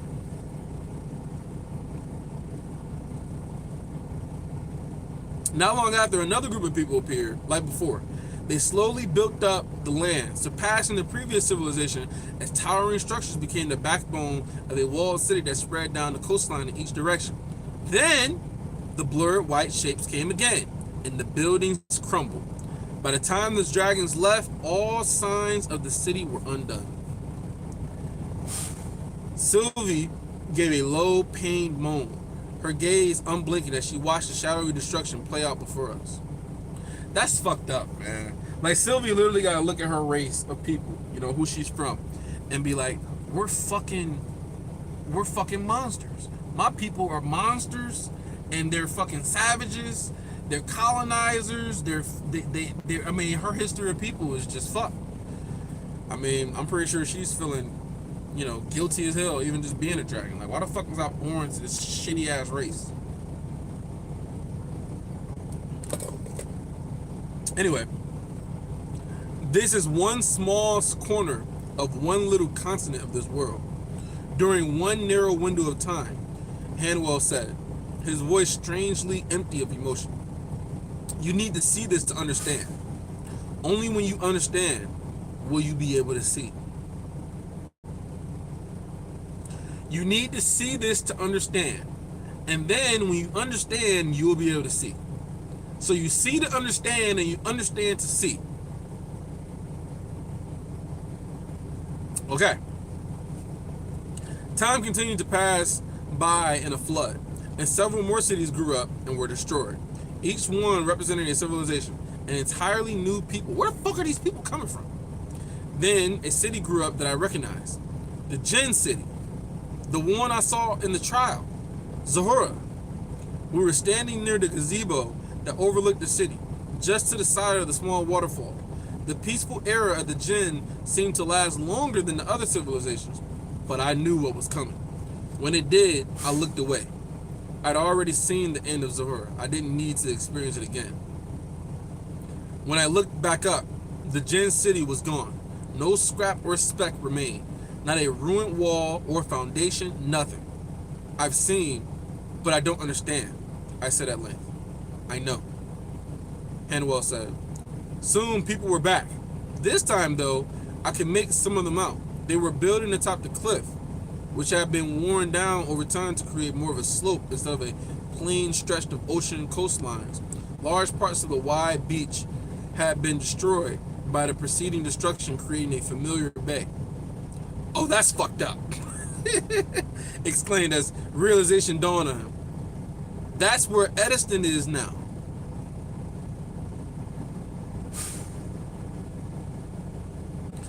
All right, where was this at? So they were building atop the cliff, which had been worn down over time. Where are all the people coming from, though? That's what I'm trying to understand. Like, if they wiped out the Jinn, where are all these other people coming from?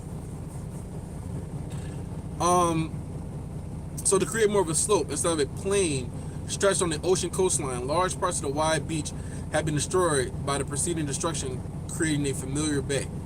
Oh, that's fucked up, Ridge exclaimed as realization dawned on him. That's where Edison is now. The scene melted away, the ground dissolving under my feet, the sky coming apart in thin rags of color. We were once again floated inside the etheric realm beside the portal. Hanell was gone, and in his place the aspect of fate returned, its glowing silk body shedding light across me and my companions.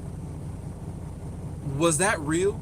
Sylvie asked breathlessly, unable to keep her growing panic and disgust concealing from our connection. The light around the aspect of fate dimmed. Yes. All those civilizations I had to swallow, moistening my dry, swollen throat. The dragons destroyed each one. Yes. That can't be, Sylvia said, shaking her head and turning away. I didn't need to see her face to feel the tears leaking from her eyes. I rested my hand on her back in an attempt to confront her, or comfort her. What insight am I supposed to take from this?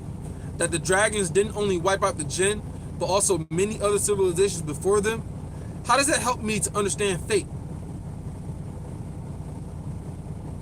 The aspect unraveled again, only to reform right in front of me. It is the foundation on which you must build your new understanding of ether. How can we believe you?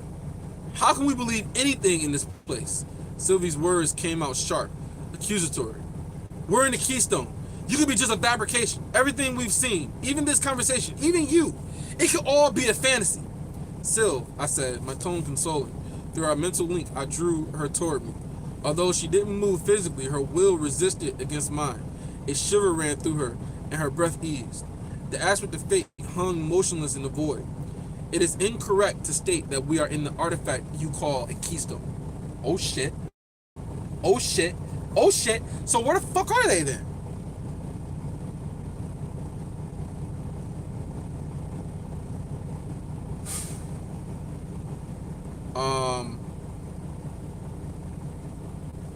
Let's see.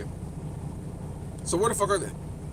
Even as the entity spoke, I dug my fingers into my sternum, suddenly aware of the horrible itching sensation coming from my core. I wasn't back. I'm telling you, man, this fucking itch in his core has to mean something, because this shit don't make sense. So it gotta mean something. Maybe it's insight. He's missing on some insight or something. Even as the entity spoke, I dug. Is my phone about to die? My phone can't be about to die, right? No, it's not about to die. Okay. Even as the entity spoke, I dug my fingers into my sternum, suddenly aware of the horrible itching sensation coming from my core. I wasn't back in my physical body. I could still sense the distance between it and me, but at the same time, I could also feel my breath moving evenly in and out of my lungs, my chest expanding and contracting. When I focused, I could even hear Sylvie next to me, her breath quicker, sharper, like someone about to be woken by a nightmare. We were closer to ourselves, and yet not fully in one place or the other. That is true, Arthur Gray. That's so funny, they're calling this motherfucker Arthur Gray, yo. That is true, Arthur Gray. You are not fully in the Keystone or the real world. Your mind is here with me, in this prison. The golden light fluttered with what my hindbrain translated as anger. You three may believe this is simply choosing. Wait, you three may believe this by simply choosing to do so. What's that? Wait, you three may believe this by simply choosing to do so. So just choose to believe it. Fate is both within and without the keystone. Fate is both within and without the keystone, just as you are. A prison? I asked, not fully comprehending what aspect of fate meant. The golden thread arms raised to the figure's size, a gesture that seemed to encompass the entire etheric realm, the world beyond. The plane of fire and earth, water and air has not been. Wait, is somebody saying this? No, it's just some thought. Wait, okay. The golden thread's arms raised to the figure's size, a gesture that seemed to encompass the entire etheric realm. The world beyond, the plane of fire and earth, water and air, has not been allowed to grow in its natural course. Wait, so it hasn't been able to grow in its natural course? So that means that mana is like limited? This place, this ether realm, as you think of it, is a symptom of the world being repressed, constricted. It is unnatural. Its formation like a cyst on the waking world. This place, the ether realm, as you think of it, is a symptom of the world being repressed, constricted. It is unnatural. Its formation like a cyst on the waking world. So the ether realm isn't natural? It's not supposed to exist? Sylvie had drifted back a few paces. Her skin was pale, and she fidgeted with the sleeves of her black scaled dress. The destruction of those civilizations. Her grandfather's words came suddenly back to my mind. Everything I've done has been to keep this world alive. Her grandfather's words came suddenly back to my mind. Everything I've done has been to keep this world alive. And it would be wise for you to place that firmly at the forefront of any further assumptions you make about me. But there was more to it than that. Kezazat spoke of balance and of Asura's battling and destroying the world. I couldn't help but think that perhaps he had meant something other than by physical destruction. Okay, so he said everything he's done has been to keep this world alive. So I think what he means is he's talking about Epheotis, like the world of Epheotis. He ain't talking about the planet. He's talking about Epheotis. He's been doing everything to keep Epheotis alive. And it would be wise for you to place that firmly at the forefront of any further assumptions you make about me. There was more to it than that. Kezazat spoke of balance and of Asura's battling and destroying the world. I couldn't help but think that perhaps he had meant something other than by physical destruction. I considered everything I knew about ether. It harbored a sort of consciousness, requiring the dragons to work alongside it, coaxing it into the shape they desired. Okay. By absorbing and purifying ether through my own ether core, I changed my relationship with it. Right. So he had a closer relationship with ether. It recognized him as kin. That's what I remember they explained it. They recognized him as kin, and so it listened to him. I changed my relationship with it, allowing me to directly manipulate it instead of fighting, only to influence the way the dragons did. Ether could change time, space, and the vital energy of life itself, being powerful enough even to connect or separate one's spiritual essence from their flesh and body, from their flesh and blood body. Although the first question in my mind was why? Why the dragons and Kezas would want to suppress the world's advancement? It wasn't the question I asked. What is ether, really? What is fate? Okay, we're getting answers. Ether, let me charge this up. Ether is everything before life and after death. Ether is everything before life and after death. So basically, it's like the spiritual world, right? Because once you live, you're in this world, and ether isn't part of that. But then once you die, you go back to the, I don't know. The aspect said, as it spoke, the golden threads wound around themselves, and the doll-like figures grew. Ether is both space and emptiness. It is endless and boundless time.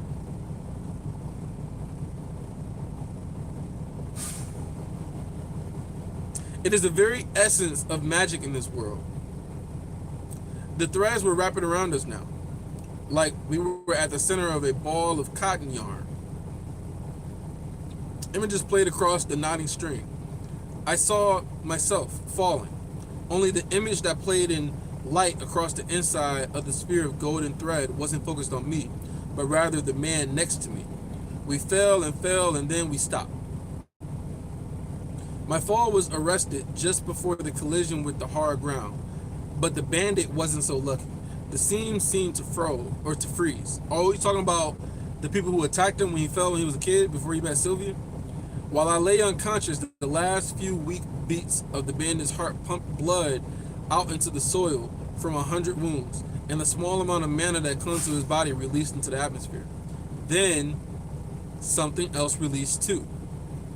A few tiny motes of ether, like amethyst sparks, drifted up from his body and were absorbed into the thin fog of atmospheric ether that sparkled to life in the image.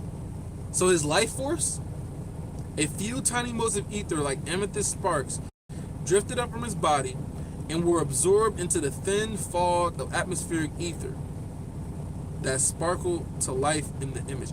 So wait, maybe he killed all those people because he needed to give their ether back into the atmosphere to keep everything balanced? And the only way it goes into the atmosphere is through death?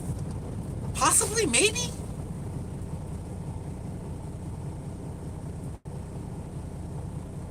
Beside and slightly within the image of the bandit's death, another image was playing as well. This one showed me dropping from a tree. My hand wreathed in a blade of wind. A quick strike across the carotid artery. Okay, that's what it is. A quick strike across the carotid artery of a slaver. Oh, this is when he was killing the slavers. Followed by a quick death. Again, release of blood, mana, and finally a few motes of ether. Other images played alongside these. Each one showed a different scene, but they were all the same. Scenes of death, and accompany each death a release of etheric particles. Among the scenes, I locked onto one in particular. No, I said, or at least I thought I did. I couldn't hear my own voice over the drumming of my pulse in my ears. I didn't want to see it, but I couldn't look away. Is it going to be Sylvia's death? In the image, my father's body, oh, his father, right. In the image, my father's body lay broken among the carnage of battle. I thought he was already gone, but the mana was still clinging to him. His lips were moving. Right, because he was so emotionally distraught, he couldn't notice any of this stuff. But the mana was still clinging to him. His lips were moving, just a bit. I couldn't take my gaze away from the horrible image. Alice, Ellie, Art. The slow, silent movement of his lips spelled out our names. I love you. I love you. His lips went still, and the constricting force of his core released. Purified mana rose off him like steam on a cold winter morning, and then the ether. I closed my eyes. That's enough. I understand. When I opened my eyes again, the aspect of fate had returned to the humanoid collection of tightly wound golden threads. Sylvie wove her fingers through mine and gripped my hand tightly. I could feel her taking on a share of the emotional weight the scene had deposited on my shoulders. Man, so okay. So that's my working theory. They killed everybody so they can release their ether into the atmosphere to keep the world in balance. Some fucking fucked up shit like that. That's the only thing I can really think of that makes any sense based off of what we're seeing.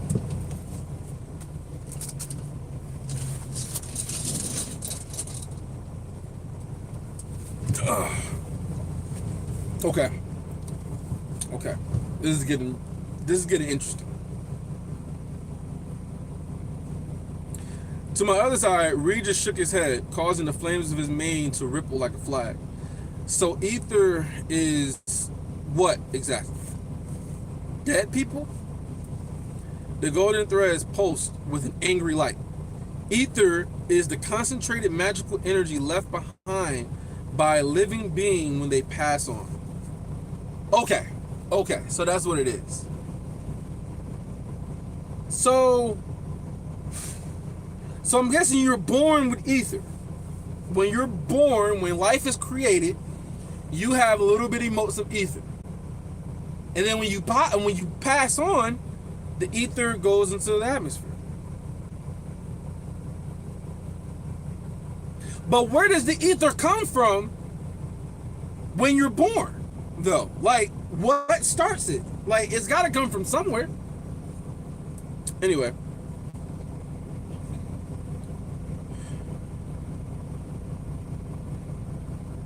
Ether is the concentrated magical energy left behind by a living being when they pass on.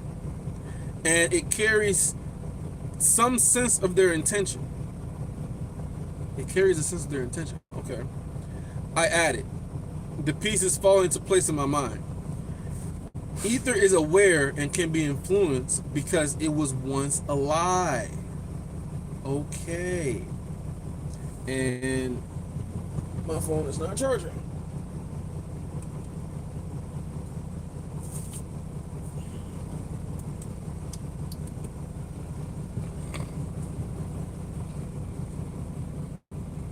Tears shone in my bond's eye. That is why it remembers the shape it has taken before. Entire civilizations are dead. Others beside the jinn must have reached a stage where they could utilize ether. Others besides the jinn must have reached a stage where they could utilize ether. The spell forms are the echo of their collective consciousness bonded into living magic. Okay, I don't understand that part. Let's read it again. That is why it remembers the shape it has taken before. Right, so it remembers the shape it was taken before because it used to be alive, because it had the intentions of the person that it belonged to or came from. So I'm understanding that part. Entire civilizations of the dead. Others besides the jinn must have reached a stage where they can utilize ether. That makes sense because the dragons wipe their ass out because they're fucking savages. The spell forms, I don't get the spell forms part. The spell forms are the echo of their collective consciousness bonded into living magic. I don't understand that part. What are you saying, Gunnar? That's why Arthur has always said he felt like it had its own consciousness and even had to beg ether to help before his ether. Yeah. Yeah, he's talked about ether having his own consciousness before. I think he was talking about it back when he was learning more about Remher. And that's why he said that he had a closer relationship to the ether because they recognized him as kin. Now that kind of makes more sense now. Like, they recognize him as kin, so like his intent will be their intent, right? Versus the dragons, they gotta kind of fight against it because they still have their natural intent and they can't like conform or change their intent. So they gotta utilize it the way that they want to be utilized. Whereas Arthur, he can change the way their intent is because they recognize his intent as them because they look at him as kin. So whatever he wants to do, it does because they recognize it as like themselves or family. But then again, is his ether really his own ether? But I guess it is because he's taking the ether and he's purifying it and making it his own ether that naturally has his own intent. But he can also still utilize the ambient ether to match his own intent also. Because when he makes his ether blades, he doesn't use his own ether to make his blades. The way I understand it is that he uses the atmospheric ether to create his blades. At least that's what I'm remembering. Okay, so let me just keep reading. The aspect of fate tremble, and the entire etheric realm seems to close in around us. The cyst that is this realm, right? The ether realm must burst if the world is to be set back onto its proper course. The world suffers without ether, and ether suffers without the world. So wait. So does that mean, so when he says that the ether realm is like a cyst and it needs to be burst in order to get back to the world, so does that mean that the dragons have been taking the ether? But how did all the ether get into the ether realm in the first place? And if he breaks the ether realm and quote unquote bursts the cyst, then does that mean that ether will flood the entire world to where it will be like, you know, everybody's breathing? I mean, what would happen then? Will everybody get stronger? I'm confused. I'm confused. I'm not confused. I'm more so like curious as to what would happen. The cyst that is the realm must burst if the world is to be set back on its proper course. That's what I said. The world suffers without ether, and ether suffers without the world. I picture the souls of all those who have passed in this world condensed into the etheric realm, and couldn't help but wonder if some piece of my father was there as well. Not only father, but Adam, right? Adam was part of the twin horns. Sylvia, Sylvie's mom. Renia, we know about Elder Renia. The Aeroliths, the Gladers, Faerith, Cynthia. There were too many dead to name. They were suffering, trapped inside this unnatural prison. Oh, the prison. That's why they call it a fucking prison. But how do they get there, though? Because he said that when the ether released from their body, it went into the atmosphere. So how the hell does it get to the ether realm in the first place? Does the dragons have something to do with that? She said the ether realm was how things ended, Sylvie said, giving herself a little shake and pulling her hands free of mine. From my vision in the rail tombs, her eyes narrowed as she regarded the aspect of fate. How exactly is the world being repressed? The faceless head turned to regard Sylvie. Instead of words, images flashed through our collective minds. Fields of the dead, their ether rising up like violet ghosts above them. Okay? The silhouette, hold on, what the fuck? A silhouette? The silhouette of a dragon breathing a hole into the fabric of the world. A place in between places, sucking in amethyst motes of energy like a sponge. So the dragons are a part of it. The dragons are the reason why they get to the ether realm.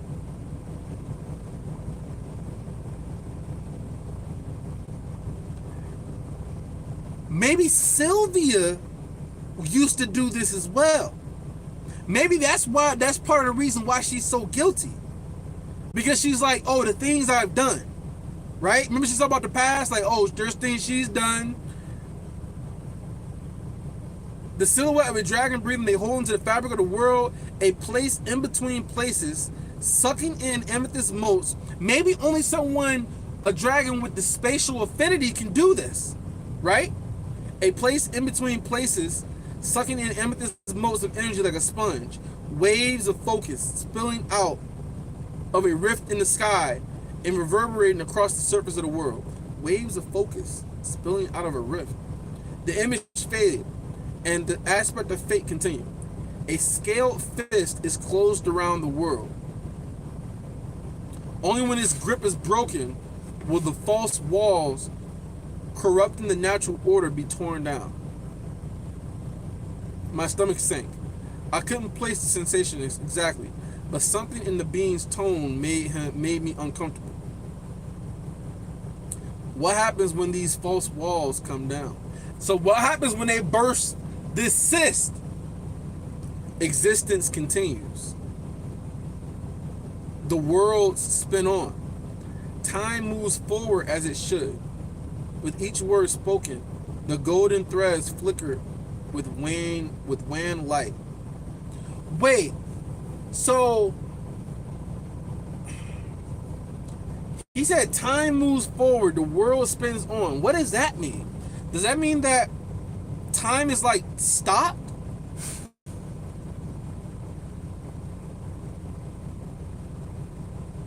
Man, this is what I mean by, like, it seems to me like Kez's and the Dragons is the final boss. It's not even a grown-up.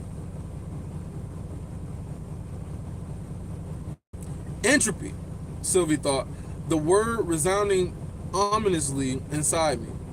The natural order is to follow the arrow of time, just like she said. So what? Destruction? The atmospheric space around us hardened, taking on defined edges, then color, and finally texture. A scene of the real world again bleeding into being around us. The bright and unmoving blue and gold scene was like standing inside a stained glass window. But when I turned to look around, the hard edges blew away, just sand on the wind. We were standing in the desert. A heavy wind blew from the east, whipping sand into our faces. The figure of woven threads was once again Hanell. He waved a hand and the wind subsided. Sand drifted like fine snow back down to the desert floor.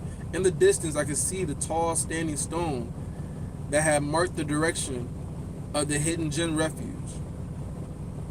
Hanell crossed his arms, slipping his hands into the opposite sleeves like some old monk. His eyes closed and he turned his face toward the sun. Channel the rune you call God Step. Is he about to, like, jump towards the sun? I hesitated. Instead of following Hanwell's instructions, I bent down and ran my fingers through the sand. Is this the real world? No. Hanwell did not look at me, but maintained his meditative postures. We are still in between. So they're still in the ether realm. What you do now will have no effect outside of the keystone. But it will allow me to show you the answer to your question. Oh, right. What happens when the cyst bursts, right? When walls come down. Be careful, Arthur, Sylvie thought. Standing straight again, brushing sand from my skin, I took a deep breath. With one foot in the real world and one in the keystone, it was easy to channel ether into the guide room. The etheric pathways, bright lines of violet light, connected each point in space to every other point, except the paths weren't straight as they always have been before. The individual points that marked possible destinations for God Step bulged, as if something were pushing them from the other side, and the connected paths bent and warped. Hanwell opened his eyes again. The light pink irises were tinged with motes of amethyst in the sunlight. I have brought you to a future.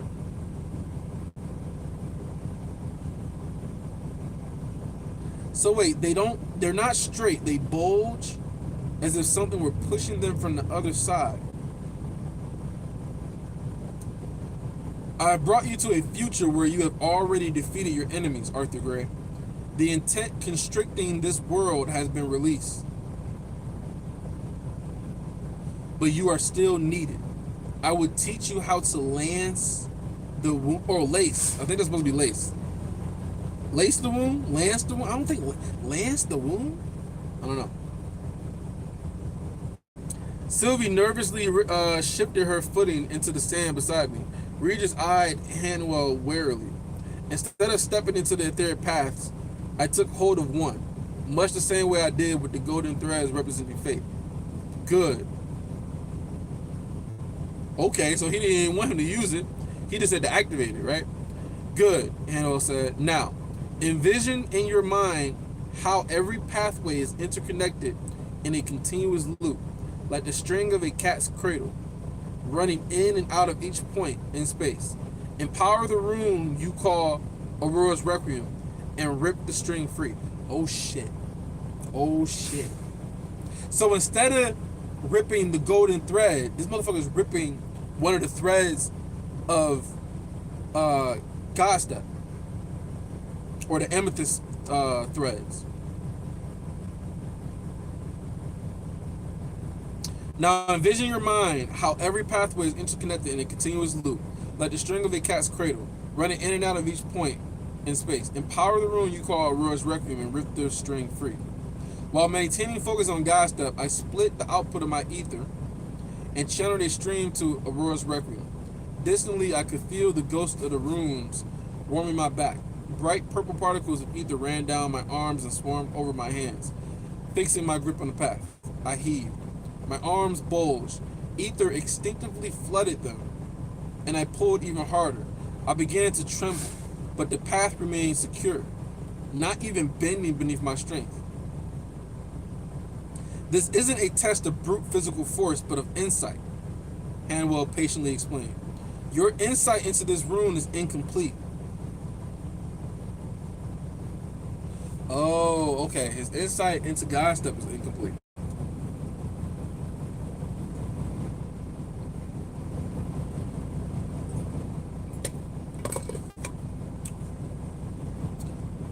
Your insight into this rune is incomplete, and your understanding of the path of Ava, right, which is time, is limited. So maybe he needs Sylvie to help. Your insight into this rune is incomplete, and your understanding of the path of Ava is limited. But you are entwined with one who is better aligned. Share this burden. Okay, I was right. He needs Sylvia. Relaxing, without releasing the path, I looked to Sylvie.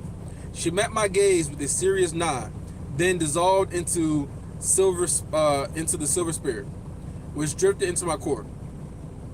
Open your minds to one another. Hanell continued once we were joined. The dragon's insight is imprinted on her spirit. So, I don't know why they call it spirit, and then she's like a sprite. I don't fucking care. Not learned. She must open herself to you completely for you to succeed. I felt Sylvie trying to lay her mind bare, letting go of the barriers that we have both erected over the years to protect each other and ourselves. But it was not easy. Insight requires risk. Growth requires pain. She thought, then repeated it again.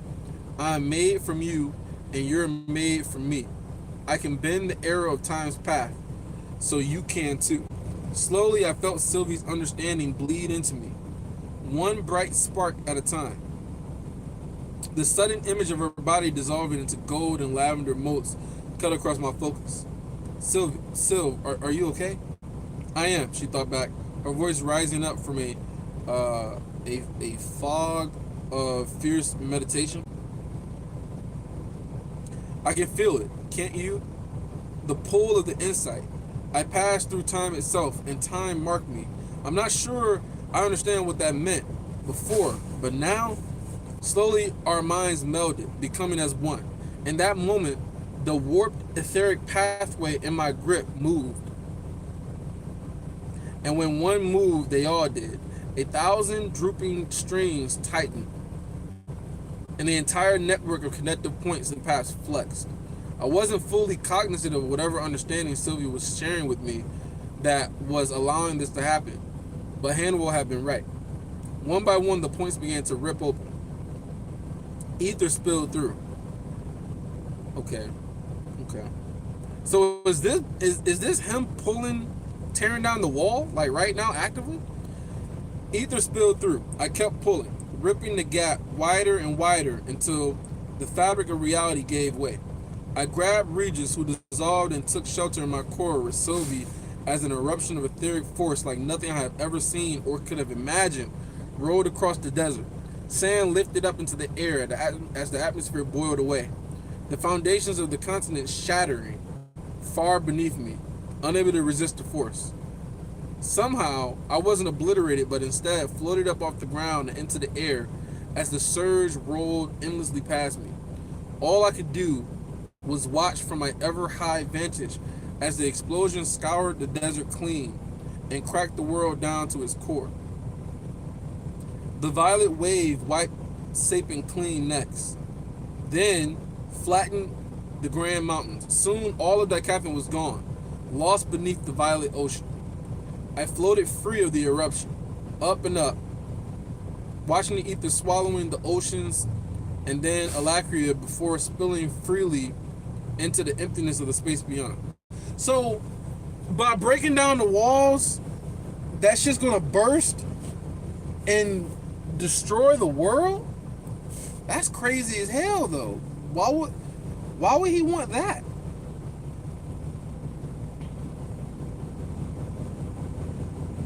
Movement from order to disorder, form to formlessness, the dissolution of structure, entropy.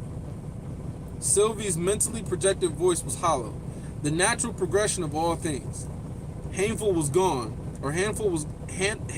gone, but the thread-woven form of fate's aspect floated with me. This is freedom. This is the absence of constraint. This is where your path takes you, Arthur Gray. You are the key. I turned toward the doll-like figure, my movement slow, my expression haunted. All those moments where you poked and prodded me, make sure things turned out just so. Wait. I turned toward the doll-like figure, my movement slow, my expression haunted. All those moments where you poked and prodded me, making sure things turned out just so. So poked and prodded him? I don't understand what he means by that. This is what it was all for. What you're trying to accomplish. Arthur, destroyer of this world, or keeper of the universe. Regis thought darkly. Talk about perspective. The aspect of fate's blank face regarded me emotionlessly. The wind does not seek to topple the trees. The ocean waves do not conspire to wear away the cliff face. The current state of reality. Okay, I'm gonna have to reread this shit. The current state of reality is counter to the natural progression of this world. The moment your spirit entered your body, you became the instrument through which this would be corrected. Okay, so it's not going to destroy the world. The wind does not seek the top of the tree. So the wind doesn't want to blow away the trees. The ocean waves do not conspire to wear away the cliff face. So the ocean doesn't want to destroy the cliffs and the mountains. The current state of reality is counter to the natural progression of this world. Right, so its current state is counter to it because it can't naturally progress because of the ether being trapped in the realm. So things are not moving. Things are not going in this natural path. The moment your spirit entered your body, so the moment that he was reincarnated, you became the instrument through which this would be corrected. Okay. I waved weakly down to the demolished planet, still surrounded by the ever expanding wave of ether. But this, how is this better than what Kezis or Agrona have done? I threw up my hands, nearly overcome with despair, and beneath it, a building rage. No, this isn't the future. I deny it. I refuse. Of course, the aspect of fate said, dim golden light flickering along the threads binding this form. Now, but this is only, it said, I refuse. Now, so he's saying he refused now, but this is the only path forward. You will come to realize this in time.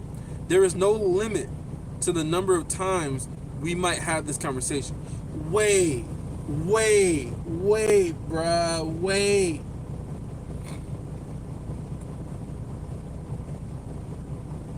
So is this the plan? He's going to trap him there, and they're going to replay this conversation over and over and over again until he accepts and decides that this is what he's going to do. And if he doesn't, then he's going to replay it, and then keep him there forever, I guess. But then again, if he does that, then wouldn't that mean that I don't know. I don't know if time is stopped in the real world right now or not. But if he just keeps him there, wouldn't that mean that he ends up dying? And if he dies, then basically his hope of getting the ether realm, free will go up in smoke. Because can't nobody else do it but Arthur. So maybe he knows that. Maybe he's just like, listen, time is not going to go forward. You're going to stay here, and we're going to keep on redoing this until you accept reality. He says, of course, the aspect of fate said, dim golden light flickering along the threads binding this form. Now, but this is the only path forward, and you will come to realize this in time. There is no limit to the number of times we might have this conversation. Eventually, you will live the perfect sequence of events that allow you to see the truth. There's no limit to the number of times we might have this conversation. Eventually, you will live the perfect sequence of events that will allow you to see the truth. I gape at the dog-like form. If I never leave the keystone, right? If I never leave the keystone, I can't destroy the world. My expression hardened into a fierce glare. If necessary, I'll stay here forever. The pocket dimension holding me will eventually collapse, and my body will decay and die, or a groaner will find me and kill me. Bruh, this got dark as hell! Yo! The possibilities are endless. The glow flickered across the figure's blank face, and I couldn't help but think it was smiling at me. But all eventualities lead to the breaking down of the barrier.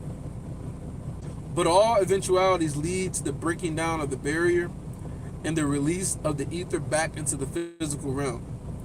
And in every version, you are the lance that bursts the cyst. It can't know that, Sylvie thought. Space, time, life together, these aspects of ether produce fate. And fate is the act of knowing, of aligning just so. The aspect replied, if I know, it is only because there is no other way the world could be. Space, time, life, together these aspects of ether produce fate. And fate is the act of knowing, of aligning just so. The aspect replied, if I know, it is only because there is no other way the world could be. Regis scoffed, the noise running through me like a shiver up my back. What a crock. This is total bullshit. Maybe the bits and pieces that have coagulated into fate used to be alive. But this mouth, this aspect of fate, doesn't understand the living, Regis added. It sees across time and space the way we look across a room, Sylvie said, continuing with Regis' thought. How many millions, billions, maybe of lives lived and ended have come together to form fate. It may be able to see forward and back in time to study cause and effect, but it doesn't understand motivation, and it can't value the individual. To something that has experienced so much death, such breath of loss, breath of loss, us, our whole world, we're just too small. The silver sprite, spirit, whatever, drifted free of my chest before manifesting beside me. Is destroying all the life of this world a necessary part of returning everything to normal? No, it is not necessary. It is natural. It is unavoidable. It is not important. You've seen every future, every possible outcome, Regis asked, his mental projection turned directly to the aspect of fate. Fate is every future, every possible outcome, it answered calmly. Below us, the world was gone. Whatever connection linked Dicathon and Epheotis was gone. The etheric soup hid the distant stars, the sun and the moon, making the sky indistinguishable from the etheric realm. But you're not infallible, I said, my voice soft, my attention turned inward as I struggled for some counterpoint. Regardless of what I said, I had no intention of staying locked inside the keystone, locked forever inside the keystone. You can't see everything. Okay, maybe you can, but you can't understand everything you see. When I arrived, you mistook the memory stored inside that crystal for my own. My words came faster as I continued speaking. You thought this Hanell, some ancient jinn who died long before I was ever reincarnated in this world, was somehow my friend, even though I've never even seen or heard of him. The glow flickered. Okay, this is true, man. They spin facts, bruh. The glow flickered sporadically up and down the thread wound body. But infallibility is not a necessary component of success in reaching a state of natural equilibrium. Failure in action is how the world evolves. A natural component of intrinsic decay. I closed my eyes and pressed my palms against them in frustration. The conversation was infuriating. There had to be a way forward, but I gasped. Realization hit me like ice cold water. We were half in the physical realm, and I had effortlessly been able to reach for my God rooms.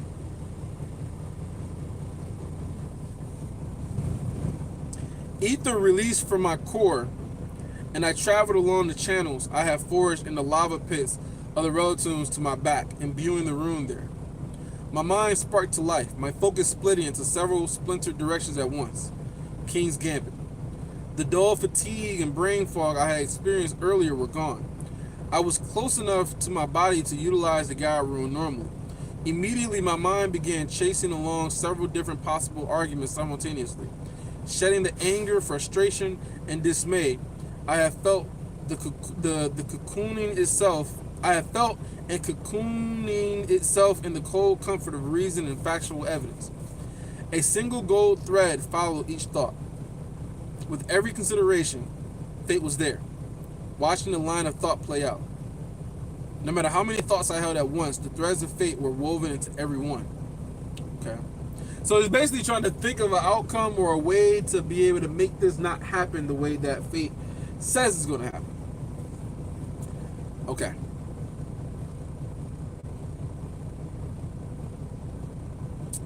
There was a necessary sequence to events, and I laid them out in the necessary order as I began attempting to solve each step.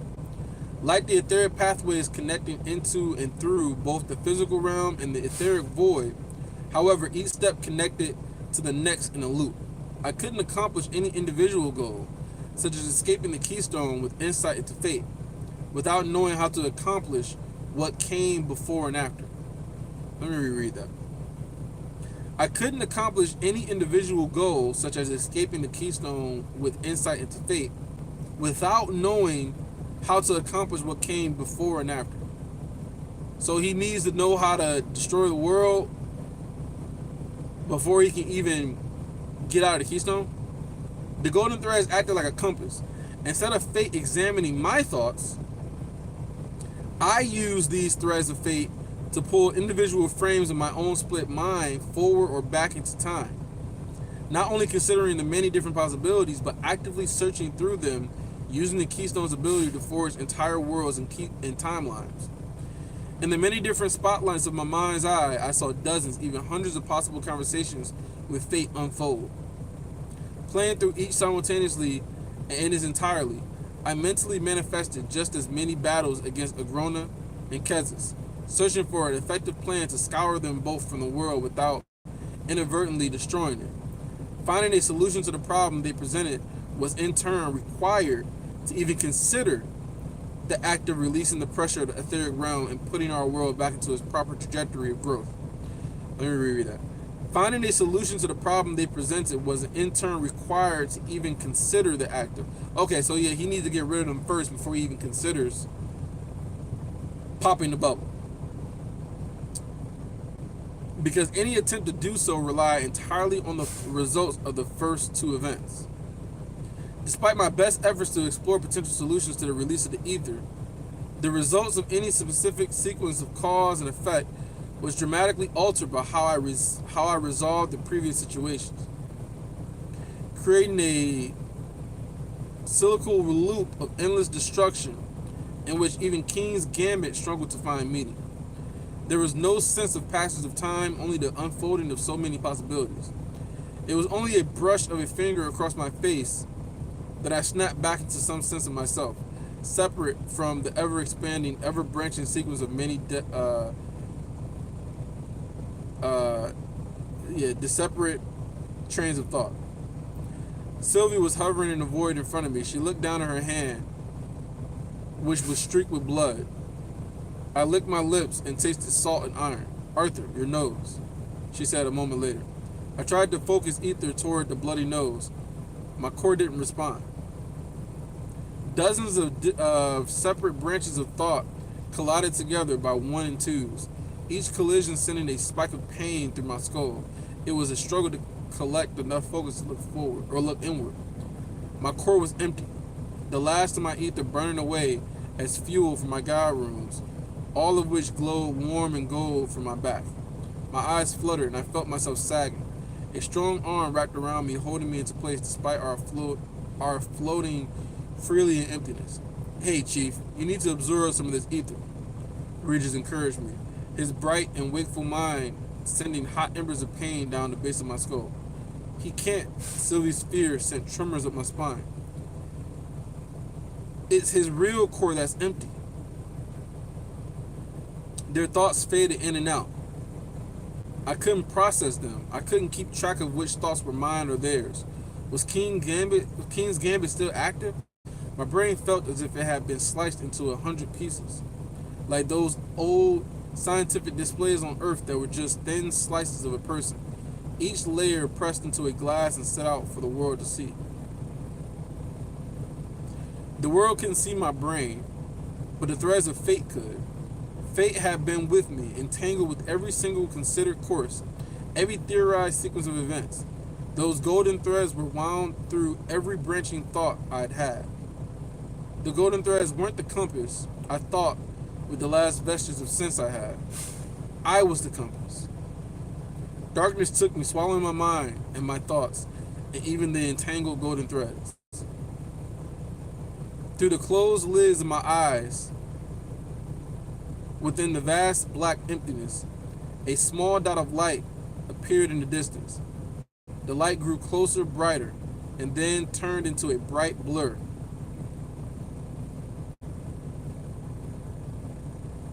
Forcing me to shut my eyes. Indiscernible sounds assaulted my ears. When I tried to speak, the words came out as a cry. Bruh, he's going back into reincarnation hood. Man. So he died, I guess? He used up all his ether and he, like, I guess, died or went into backlash and died. Man. Okay. You said 2 chapters left. I gotta read it. I don't know. Maybe I'll take a little break. Take a little break real quick.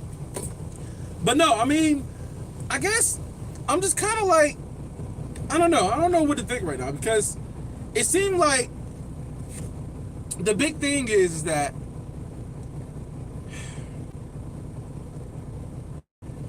fate says that this is inevitable, that this is literally this is what he was recreated for. Like, he's the compass, he's the catalyst, he is the lance that bursts the bubble, right? Or the cyst, as they call it. And so he has to try to figure out a way to not have this bursting destroy everything. And so I'm guessing the way, before he even considers even doing this, he needs to get rid of Agrona and Kezis. But he doesn't know of a way to get rid of them without blowing up the world by accident, I guess.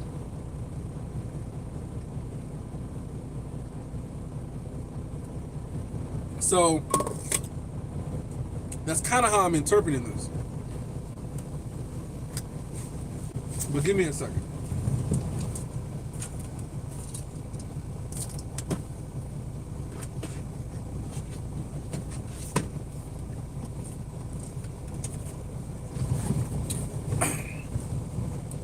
Vasquez, what's up?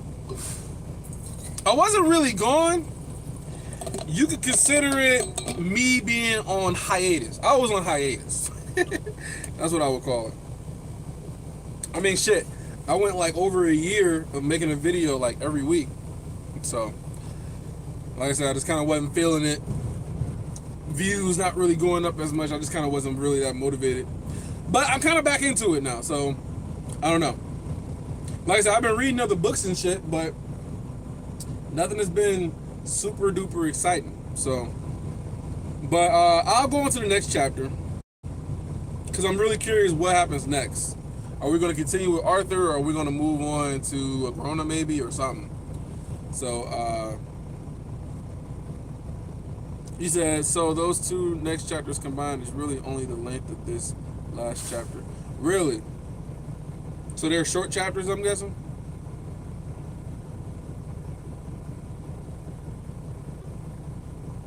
Okay, all right. Let me get something else right there.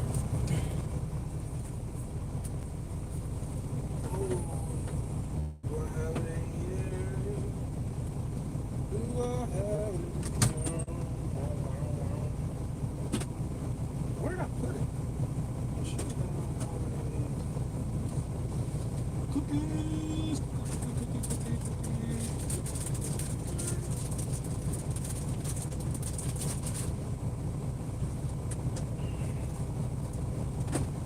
Do I have it up here?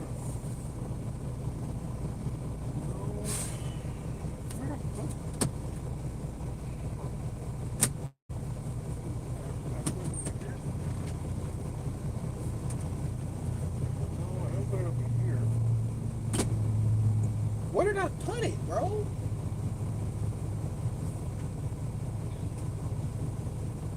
I don't know where I put those cookies. Where are cookies? Damn. What did I do with it?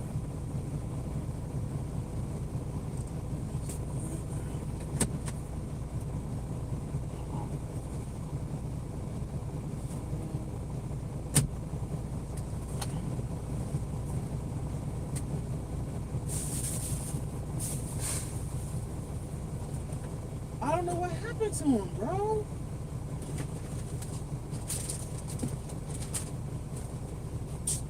I don't know what happened. Where did I put him in here? Oh, I might have put him in here. That's right. Here.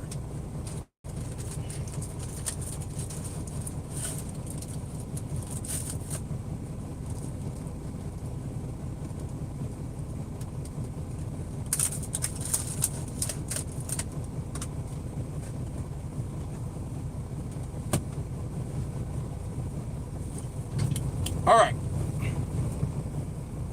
Okay. I'm getting to these last couple chapters. We'll see how the next one goes.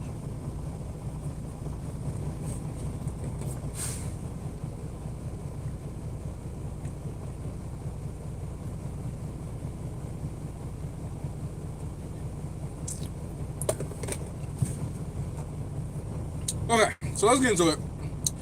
Cecilia! Ah! Why? You didn't tell me it was fucking Cecilia! Damn! Fucking Cecilia, man. See? I'm ready to quit. I'm ready to quit! Ugh! Okay. Take a breath. Take a breath. Cecilia. One last word. Please. My one last word is fuck you, Gray! Fuck you, Gray! That's the last word. Fuck you! Agrona's gonna send me back to Earth! You ruined my life, Gray! Anyway, so, Cecilia. The sound of Agrona's quick, confident steps blocked out all other noise in the halls of Teokalin. My own stride felt dragged along. My whole stride felt dragged along. We'll see. We'll see what happens, man. My own stride felt dragged along, timid even, as I floundered in his wake. At my side, Nico walked blindly, his eyes on me, not paying attention to where his steps fell. Twice he stumbled on an unexpected stare, but still, his eyes pressed into the side of my face. Bruh, why is he staring at her like that, like he's never seen her before in his fucking life? God, man, Nico. I thought Nico got better. He's still... He's so much of a fucking simp. He can't even walk. He can't even walk without looking at her. Like, he's literally tripping on himself. He's like, I can't take my eyes off you. Because if I take my eyes off you, you're gonna leave me. Anyway, so he's stumbling and mumbling. His fingers clenched and unclenched as his teeth gnawed at the sides of his lip. Several times he opened his mouth, looked at Agrona's back, closed his mouth again, and returned to chewing his lip. He couldn't have made it more obvious that he needed to tell me something if he etched the fact in runes across his forehead. But he clearly couldn't say whatever he wanted in front of Agrona. Whatever it is going to have to wait, I thought, my own gaze settling on Agrona's back. We're going to Dicathlon to kill Gray. Yes! We finally get to kill Gray, who ruined my life! Tessia had buried herself down deep. They're gonna kill Gray. Why didn't I kill this bitch ages ago? They're gonna kill my love. Wait, what if I ask my favor? My favor is gonna be don't kill Gray. Don't kill Gray for me. Cecilia, please. Don't kill Gray. You said you owe me a favor. And then Cecilia's gonna be like, fuck your favor, bitch. We killing Gray.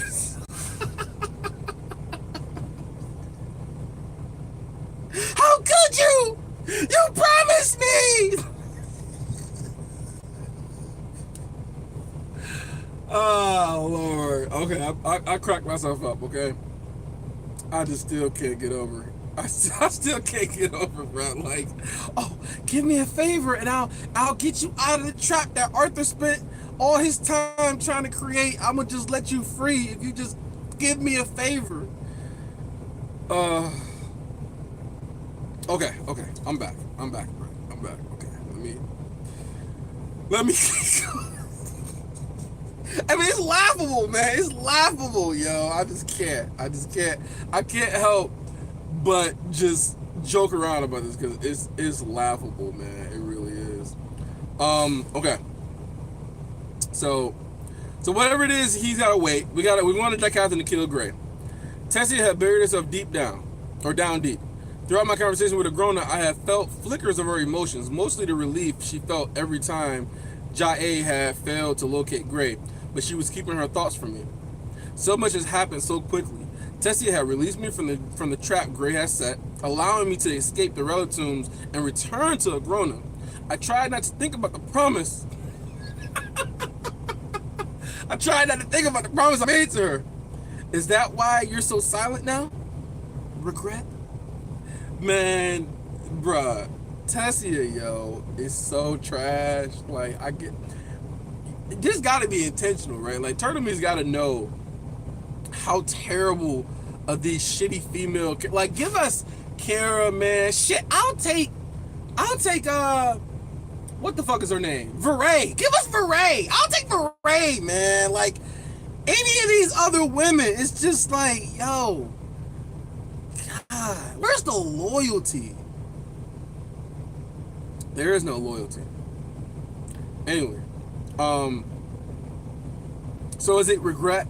There was no response, but I didn't expect one. We reached a teleportation chamber that I had never visited before. I knew we were still in Agrona's private wing, so I assumed this was his personal tempest warp. The octagonal,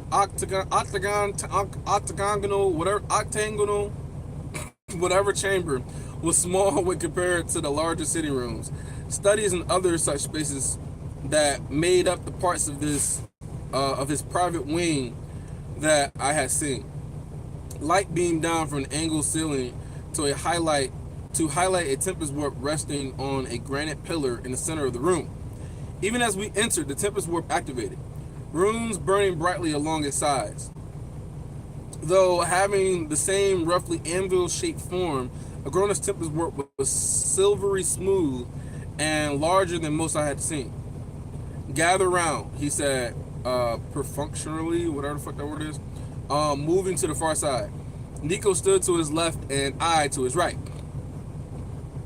Deep inside me, my gut seemed to squiggle around, and I couldn't be sure if the nerves I felt were my own or Tessia's leaking into me.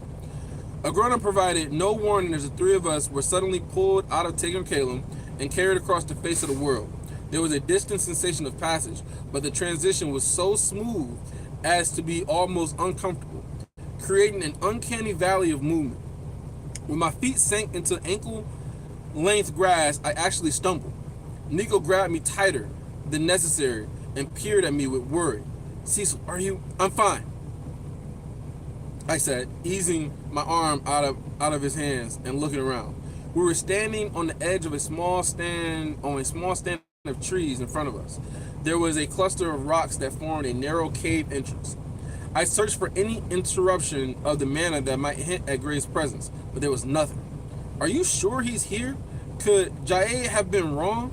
The ordnance in his horns jangled slightly as Agrona looked at me, his brows raised incredulously. Cecil, dear, don't be a fool. I blanched, making Agrona smile as he turned away and started toward the rocks. Nico took my hand, his eyes smoldering as they burned into Agrona's back. He waited a moment, letting Agrona get a few steps ahead, and leaned toward me. I need to come along, Agrona said, his smooth baritone vibrating in my chest. I squeezed Nico's hand, then pulled away and hurried after Agrona. Fuck you, Nico.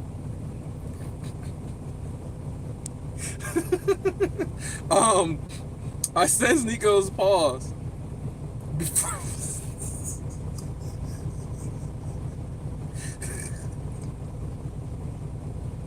I sensed Nico's pause before he followed hesitantly. Agrona stepped into the crack in the rocks and floated slowly down into the darkness beyond. Just before he left my sight, he looked back up at me, and his gaze grabbed me like a leash. Without a second thought, I stepped in after him. For a second, I plunged down into the darkness, but the falling sensation evaporated as I grabbed hold of myself with the mana and began slowly drifting down. What'd you say? Tess is single-handedly the worst decision maker in the series. Probably worse than anyone in the hundreds of series I've read. Yeah, bro. Like, I mean, she's so fucking scatterbrained. She don't know everything she does. Is just like, in her mind, I don't even understand how. In her mind, she seems like she's doing the right thing, but any logical person speaking would be like, this is the wrong thing. This is not how you behave when you want to keep the people that you love safe. This is not what you do. I mean, multiple times, I'm just like, yo, he told you not to leave. They told you not to run away. You ran away to save your parents who betrayed your entire nation. Betrayed your entire nation, allowed him to send his forces through, and it was the result of thousands of people dying, probably millions. And then you leave, you get your ass about to be captured, and who saves you? Arthur saves you. Arthur saves your life. And then everybody's like, listen, you can't go with them. They don't, the worst thing in the world for you to do is to go with Nico. Don't go with them. And then she's like, no, for your life, I will go. And then the motherfucker had to create a fucking separate space on the spot to push your ass through to make sure you didn't go through and get captured. He dies. Halfway dies, but then wakes up in the road tombs. And then she still finds a way to get herself captured and get Cecilia brought back. And her reasoning behind it is, we had to save these elves, man. We had to save them. You know, even though Renia was like, listen, you know, you'll save him, but it's gonna cost you, bro. Her being fucking really goddamn vague as shit, but she was like, you know, it's gonna cost you. But the price, you might not be willing to pay the price to get these L's, man. But then she decides to, you know, what? Ellie got captured by Nico, and she's like, listen, I'll go with you if you'll keep her safe. Don't kill Arthur's sister. I'll go with you. And then she's gone. She's gone. Anyways, let's keep going. So she's drifting down, following Agrona. I landed on rough, bare rock beside Agrona. A second later, Nico aligned on my other side. Before us was a barren cavern.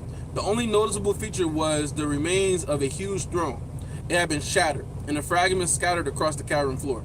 Still, I sensed no disruption in the manner, no telltale signs of an etheric presence. To all my senses, the cave was empty. If Gray really was there had been no chance Nico could have located him without assistance.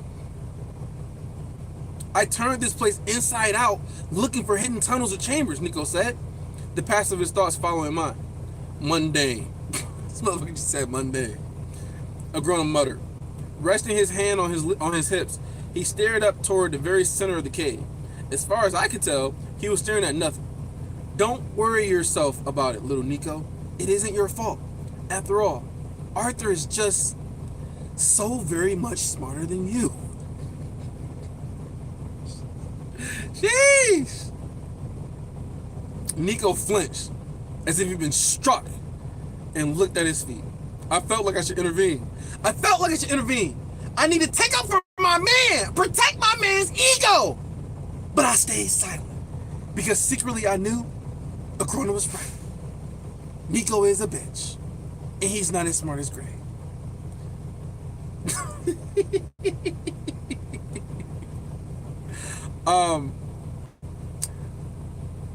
I felt like I should intervene, but my mind was too busy with the puzzle of Gray's hiding place. So how do we find this pocket dimension? Isn't that what Jai called it? The aspect of ether called spatium is, as one might expect, quite adept at manipulating physical space, Agrona said, his tone changing. Instead of the cold, goading sarcasm, he sounded like an eager professor explaining a favorite topic. Such pocket dimensions have all kinds of uses. The extra-dimensional storage artifacts so commonly used throughout both continents were designed based on a similar presence or premise. Of course, the Jinn could do many things that are today seen by most as impossible. Agrona walked in a circle around the cavern, his eyes always focused on the same spot. When bound into an item with runes, such as spaces are relatively stable. When bound into an item with runes, such spaces are relatively stable. But when projected as such, Agrona stopped pacing and took a few steps back. Although he stood in a relaxed posture, waves of dark mana began to radiate forward from him. Dark striations appeared in the air as his mana disrupted that in the atmosphere, scattering it throughout the cavern. A transparent ethereal bubble became visible, revealed by the waves of mana. It shimmered, shining with an eternal... That's pretty goddamn smart, bro. Like, he was able to make a fucking... a dimension that was so well hidden. Not even the mana goddess, Cecilia, she couldn't even detect that shit. And she had all kinds of mana relationship with her, you know, integrated core. But honestly though, Agrona don't really know shit, because he wouldn't have been able to find this place if it wasn't for Jai, bro. Jai's Chico. He didn't know where the fuck he was at. So, it's fucking bullshit.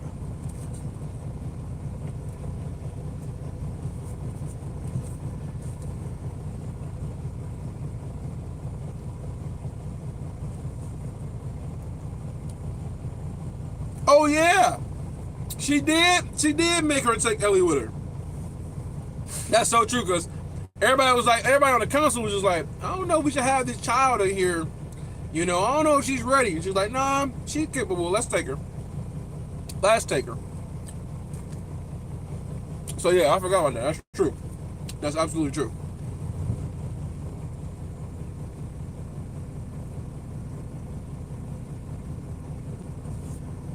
Okay, so a transparent ethereal bubble became visible, revealed by the waves of mana. It shimmered, shining with an eternal light that was somehow contrary to the dark mana bombarding it. It was small, only a few feet across, hovered 15 feet in the air. Only then, looking at it with so much mana highlighting it, did I sense the distortion that might have revealed its presence. One part of me was embarrassed that I had failed to sense it. I'm so embarrassed. I'm supposed to be the mana goddess, and I don't know this. I wasn't able to sense it. While another was amazed and a little afraid that Jade had found it from across the ocean and with the Alacrian search forces so far away. I was also curious by how easily Agrona seemed to identify and manipulate it. But as it all worked together, it mostly showed me exactly how unfair Agrona's job at it showed me exactly how unfair Agrona's jab at Nico had been. When I glanced at Nico, I realized he was still watching me, not examining the dimensional pocket. I gave him a small, apologetic smile, hoping that he understood my thoughts, right? Because, the motherfuckers are mind reader, right? The mana issuing from Agrona intensified. Lashes of void wind were striking the bubble over and over again, growing slowly stronger. The edges of the bubble were fraying, and space seemed to warp strangely around its edges, bending and twisting the mana. Stand back, Agrona said suddenly, gesturing with his hand. Nico and I quickly shuffled away from where the jagged lines of dark mana crashed onto the transparent bubble, each lash striking with more power. I'm surprised that it's taking him this long to get through the bubble. This bubble must be strong as hell. You got Agrona, all powerful Agrona. He gotta do lash after lash after lash after bro. I'm thinking like Agrona would be like, boom, bubbles burst. Arthur, show yourself. You know what I'm saying? But no, he fucking gotta fucking do lash after lash. Stand back. Let me use my full power to get through this bubble, because this bubble is so goddamn strong. Sheesh. Okay. So yeah. So he's crashing it with each lash striking with more power. With a rush of air, the bubble popped. Inside was difficult to understand. A three-dimensional space, several times larger than the bubble, had been folded up inside it. I saw the space that had been hidden within as if looking at it through warped glass, its proportions entirely out of whack.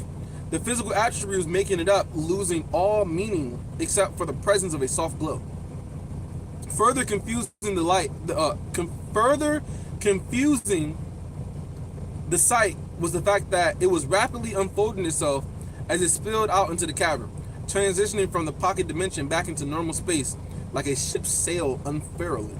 Okay. With a grinding of stone and a sluggish slapping noise or splashing noise, the hidden space settled in the center of the cave. Glowing liquid sloshed back and forth in a small pool, partially hidden by a pinkish mist that surrounded the pool in smooth panels like walls. Even as we watched, the mist began to disperse. Sitting in the pool, eyes closed, was Gray. A girl with his same wheat blonde hair sat across from him. I had never seen her in this form with my own eyes, but I knew from Tessia's memories and her unique mana signature that this was Sylvie, his dragon bond in her humanoid form. A dark cuboid relic floated in the air between them, snapping and sparkling with violet jolts of ether. Both had their eyes closed. Neither moved as the pool water settled, and the gentle sloshing against their clothes ceased. They don't even know we're here, I thought, despite being buried deep within me. Tessia trembled. Oh my God! I never expected for this to happen! Okay, let's keep going. As he stepped up beside me, his eyes locked on Gray. Once, I'm sure he would have already been in motion, blood iron bearing down on Gray's undefended neck. Now, though, I couldn't read his expression. The soles of Agrona's boots crunched against the dirt-covered floor as he approached the pool gingerly. Surprisingly, his dark eyes were entirely on the girl. Once at his edge, he kneeled and reached out his fingers, just barely brushing a lock of her hair. Daughter. A tool I can use to get more powerful. Anyway, suddenly he stood, his fists clenched, and the mana surrounding him seemed to pull away in fright. Such a waste. Such a disappointment. He looked away and turned his back on her, but wait. He looked away and started to turn his back on her, but as if being grabbed by some external force, stopped and looked back. You think like a lesser, daughter. Short-sighted and desperate. Your mother's act, bonding you to a lesser, some common beast, destroyed your potential. He shook his head and his fingers unclenched. With a sigh, he finally turned away, and his eyes, their color lost within the reflection of the light from the pool, locked onto mine. Kill her, Cecil dear. Take her mana, and then we can decide what to do with your old friend Gray. I froze. The effort to look away from Agrona to Sylvie, his daughter, felt Herculean. I had tasted her pure mana before. At the time, I wanted dearly to absorb every drop from her. What insights into mana or even ether would a full, healthy, powerful dragon's reservoir of mana provide me? And yet, my focus turned inward, searching deep down to where Tessia lay. I had been waiting for her protestations from the moment Gray and his bond appeared, and yet she had been silent. Okay, maybe she has a plan. All right, I'm gonna try to give Tessia a little bit of a benefit, right? Maybe she got a plan. Maybe she got some plan where she's gonna activate the Elderwood Guardian, and the Elderwood Guardian is gonna go crazy and explode and kill. But no, that don't make sense because it'll kill Arthur and Sylvie too. Because I was gonna say, oh, it's gonna explode, and then it'll kill Tessia, or kill Cecilia, kill Nico, kill Agrona, take them all out at once, right? But no, that's not gonna happen. So actually, I have no idea. No idea. Okay, I froze. What would a healthy, powerful dragon reservoir of mana provide me? And yet my focus had been inward. I was thinking Tessia was gonna say some shit, but she was silent. She stirred as she felt my attention turn to her. I am in your thoughts, Cecilia. You already know what I would say, because you feel the same way. I flinched back from the mental contact, as if she struck me. After everything, that's all you have to say? Why bind me to a promise if you're not going to call it due? She didn't respond. I swallowed uncomfortably. A slight rise of Agrona's brow forced my focus back to him. This was an unfair request. She was his daughter, and she was defenseless. It was cruel to ask me to absorb her mana. Bruh! You didn't have no qualms about killing and absorbing the mana from the fucking Phoenix chick that was Chul's mother. You didn't have no qualms about taking her mana. She was defenseless, starved, in prison. You took her mana like, oh yeah, let me take that shit. But now everything's changed. You look at that son. That's your daughter though. She's defenseless. Bitch, be consistent, man. Can't even be consistent. Shit. Trash ass character. Anyways, my rant is over. Let's continue with the chapter. So this is unfair. If she has to die here, why does it have to be by my hand? Another deeper, more frightening part of me acknowledged something else. She is his daughter, and he is willing to spend her life this easily? The truth was, hadn't I tried to see Agrona like a father figure? Hadn't I tried to be a daughter to him? I have never had a family on Earth, just Nico and Gray. I acknowledged with some difficulty, and Headmaster Wilbeck, who was always kind to me. Cecil dear. Oh my God, shut up. Cecil dear, Agrona prodded, a dangerous edge in his voice. I can't, I said, around the hump in my throat. I'm sorry, Agrona. Please, don't ask me to do this. Agrona took a step toward me. His face was impassive, as blank as if it were carved of marble. You are the legacy, Cecilia. The path before you will be replete with demanding obligations. You cannot balk at each one, needing me to hold your hand throughout. Our wills, your will, must be absolute. My jaw worked silently as Agrona held my gaze. I couldn't look away from him. I will fight your battles for you. I will destroy your enemies. I will master every aspect of sewer magic. I will make the world kneel, if that is what you wish. I let out a shaky breath. My legs felt like jelly and my gut squirmed like fire eels. But please, don't make me do this! This is your line. Agrona's stony visage cracked, but it did not shatter. He looked into the middle distance between us and gave a soft huff of something like laughter, but very much not.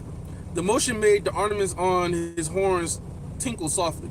After all the deaths you've caused, this is what I'm saying, bruh. Like, at least Agrona has the fucking knowledge. Like, bro, you killed all these people in cold blood, but this is where you draw the line?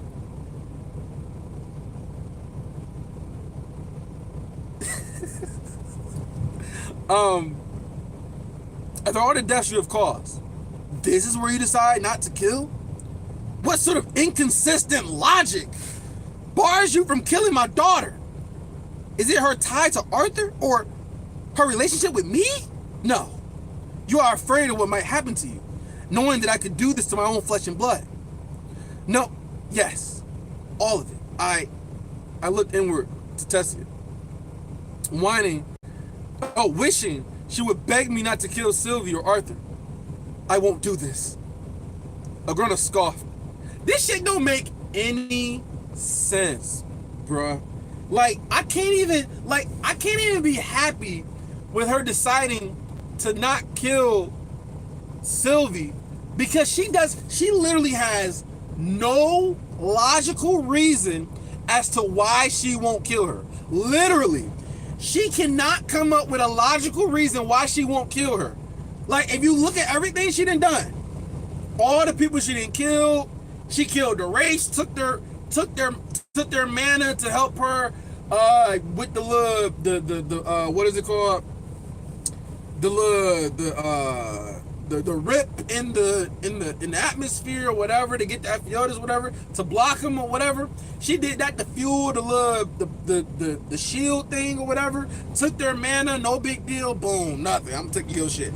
Fucking just killing, slaughtering other people, no big deal, you know. Oh, she'll kill what's her name?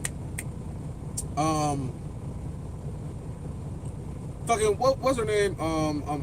Kara's mentor, Ceres. She was gonna kill Ceres on a, like, no big deal. I'm gonna kill Ceres. I'm gonna kill whoever you want me to kill. We gonna kill Arthur. I tried to kill Arthur earlier and I couldn't do it, but I damaged his core. But then all of a sudden, you spend a little bit of time with Tessia inside the relic tombs. She helps you escape. She asked for a favor. She's not even calling in the favor. That's the crazy thing. She's not even calling in the favor. And she's just like, you know, I don't want to kill her. I just don't. I don't have any logical reason. I just don't want to kill her. I don't know what to say. It's just, I don't want to kill her. You know, that's just it. I don't want to kill her. Anyway, it doesn't even make any sense. Doesn't even make any sense. I won't do this. Be careful, Cecilia. You see what happens to those who disappoint me. He gestured delicately to the immobile girl in the pool. Nico stepped in front of me and held up the charwood staff he had designed. Oh, okay. Nico's willing to go against a grown-up to protect his love who doesn't care about him? Okay. I'm with it. Nico stepped in front of me and held up the charwood staff he had designed. Its 4 differently colored crystals gleaming dully. Enough! His voice was higher. It was higher. Enough! His voice was higher than usual, and there was sweat on his brow. After all she's done for you, after everything, you don't get to threaten her, grown up! My heart gave a strange pitter-pattering jump in my chest. and I yearn to reach out and wrap my arms around Nico, pulling him to me, keeping him safe. But then a grown-up began to laugh. The sound of his wild amusement echoed off the walls and rooted me to the spot. I've had a lot of time to think about this, and I figured it out, Nico continued, his voice shaking almost as much as the staff in his hands. He was still looking at the grown-up, but I knew he was talking to me. The table, the runes, the energy transference, all of it. A grown-up's laugh petered out. Okay, Nico's about to talk his shit. And he wiped a single tear from his cheek. He gave Nico a predatory smile. Oh, go on. You've clearly been dying to have your big moment, hero. Stumbling, Nico began to explain. I struggled to follow all the technical details. Still, the purpose was clear enough. The artifact table, in conjunction with the rune markings on my body, worked to transfer magical abilities from one person to another. Didn't he already say this? He literally already said this. He literally already said this. He said to her, he was like, listen, I was there to, take some of your potential. That's what he called it. I was there and I was going to take some of your potential, just in case, right? Just in case anything happened. It was for your benefit. Like, I was just taking some potential just in case, all right? He already explained this, but this isn't new.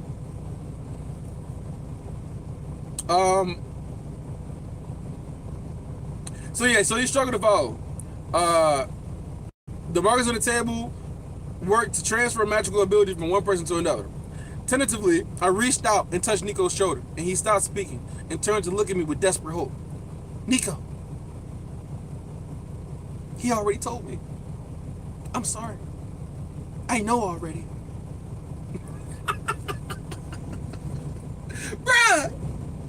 Bruh, and you just like, yo, and this is so fucking crazy, like, yo, he literally told you he was stealing your potential, and you're just like, well, I'ma still go and do everything you want me to do. I'ma still go and trust you and do everything you want me to do. But for some strange reason, this is where she draws the line. Oh, your daughter? Oh, no, I don't want to kill her, no. Why? I just don't feel like it. Just don't feel like it. Bruh, Nico gotta be looking at her like, what? He already told you? And you're still gonna go along with this bullshit? Like, what the fuck is wrong? Nico, bruh. Nico, your girl is gone. Your girl is gone. She's just plot. That's it. She's just plot. I'm sorry. I know. His brows knit together in confusion. His mouth worked silently. Finally, he said, no, you don't understand. Yes, you've caught me, Agrona said, raising his hands and preparing for them to be manacled. Amazing detective work, sighed Nico. You have realized that I have a backup plans. What a terrible shock for you, I know. Nico turned fully toward me now, setting one hand on my shoulder and leaning toward me until our faces were almost touched. It's not some emergency option, Cecil. It's the entire plan. He can take the legacy from you. All that potential, all that knowledge, insight into all the other Azura's mana arts, everything. Nico's grip tightened and his eyes shone with anger and fear. He's never going to send us home. It's all a lie. Everything. Behind Nico, Agrona rolled his eyes. As usual, Nico, you fail to see what is right in front of your face. Do you think you and Cecil can return to Earth and live a cozy, happy life if she is still the legacy? Nico spun back to Agrona, again brandishing the staff. You've pushed me, taunted me, and belittled me. Fostered my anger while taking everything else away from me. Baiting me along with your service and promises of bringing Cecil here and sending us back to Earth to have a life together. You have never stopped, You have never stopped moving the goalposts to ensure that nothing was ever enough for you. But this is the line I won't cross. I won't let you do this to Cecil. Bro, I'm cracking myself up, bro. I'm cracking myself up. I look back and I look back and forth between the two. Agrona had already told me what he and the mages were doing when I woke up from my integration. And based on what Nico was saying, it seemed as if he's been truthful. Bruh, wait. Is she really about to say like, oh, well, he's not lying because he told me the truth about what his plan was. So if he told me the truth about his plan, then he couldn't possibly be lying to me about anything else because he tells me the truth. Right? What up, Micah?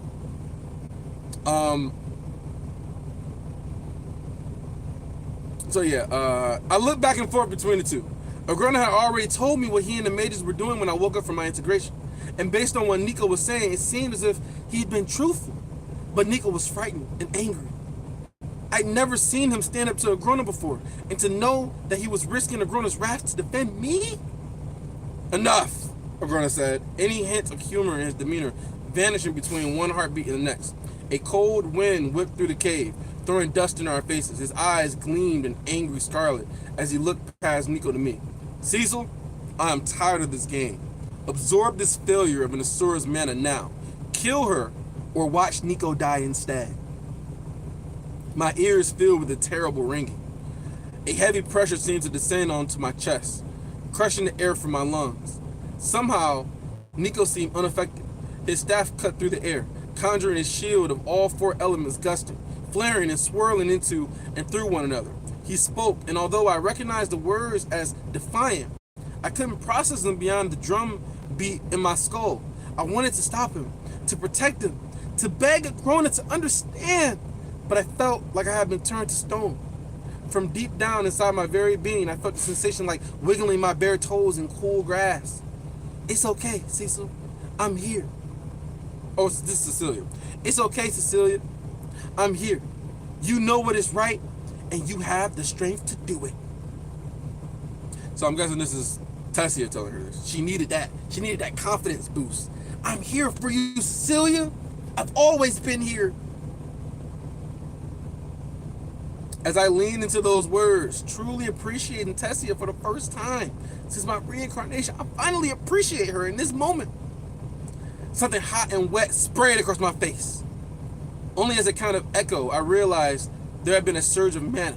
Slowly, my gaze fell, and the flickering lights within the gemstones inset into Nico's staff, to his tangled black hair, down his neck and shoulders. There, my focus caught, snagged on what I saw, but I was unable to process it. Nico collapsed to his knees.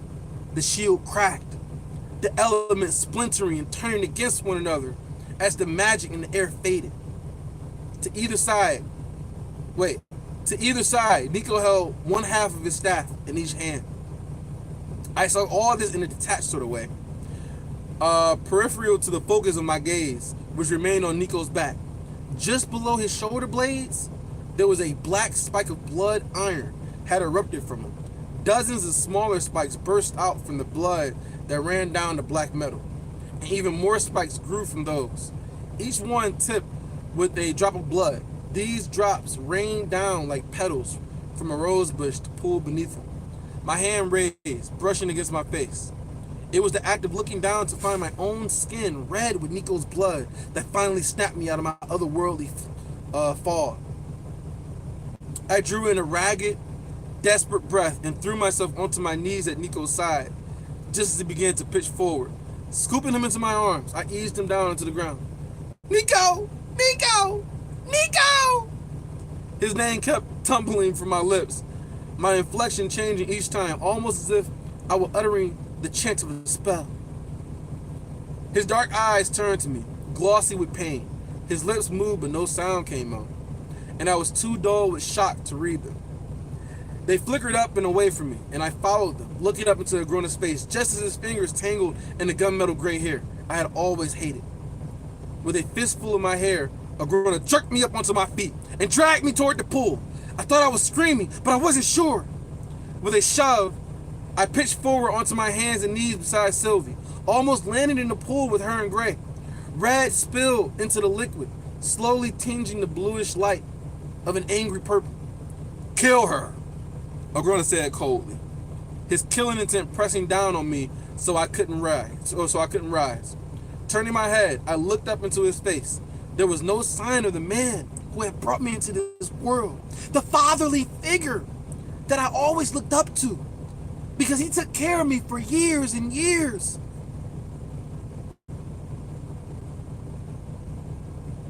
Who had given me the strength and the confidence to dare for a new chance at life. And Agrona's expectant but emotionless gaze now, just like the researchers of my old world, he looked at me as if there was no doubt that he would break me. I would do his will as I always had. This was just another test.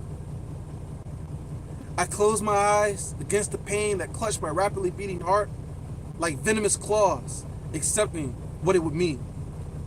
I uttered one last, unexpectedly liberating word. No, I won't. I won't do it. Why? Why do you defy me now? Because it's plot device. I have no reason. All right. We're gonna go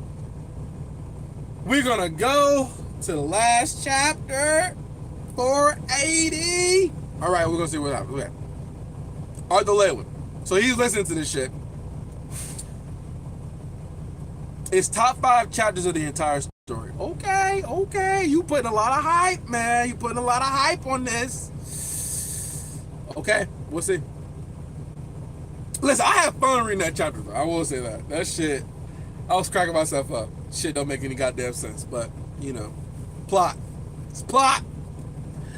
All right, through the cacophony of the indistinguishable sounds, I heard a muffled voice. Kill her! No! A bright blur in the heart of darkness. The bitter backdrop for the echoes of 10,000 splintered aspects of a mind pushed beyond the edge of capacity, or capability, of sanity. Against the back of my closed lids, ether swept like blood from the pores. Against the back of my closed eyelids, ether seeped like blood from the pores between worlds. Interposed over this image was another, golden thread stretching beyond the bounds of one world and into the next. Through a rift reaching far and wide as they spread from the nexus point, there was a single man, a man whose hands were red with the blood of civilization after civilization. In the image, I cut the cords of fate and watched an empire fall. In the image, I looked down at my own hands and they were red like his. Not like that. I cast the vision aside. A small dot of light was growing behind it. I tried to speak. The words came out as a cry. Another image, one I considered harder, longer. Me, a crown of light above my brow. The threads of fate wrapped around me like armor. A grown up powerless against me. Okay, let's see what's going on. So another image. So it was another scenario. How he's gonna get through this shit. Another image. I consider it harder, longer. Me, a crown of light above my brow. The threads of fate wrapped around me like armor. A grown-up powerless against me. In the vision, I struck him down 10 different ways, and yet each faithful blow reverberated across time and space to ensure failure and destruction. So yeah, that's what I was saying before. So like, basically, he needs to be able to get rid of Kessis and Agrona without like destroying the world. So I don't know if it's just the power he's gonna get, like it's just too destructive. I mean, that's the only thing I can really think of. So in the vision, I struck him down 10 different ways, and yet each fateful blow reverberated across time and space to ensure failure and destruction. And 10 different versions within the vision collapsed around me, me standing at the epicenter of failure. I cast the image aside with some difficulty. The light grew closer, brighter. I pondered the last vision, the only way. It was a door I could open but not see beyond. But it was the only way. The vision melted into a bright blur. I tried to close my eyes, but they were already shut. Indiscernible sounds battered my ears. Kill her! No! Arthur Gray. Lightning behind my eyes. Is that breath? Breath tapped into my lungs.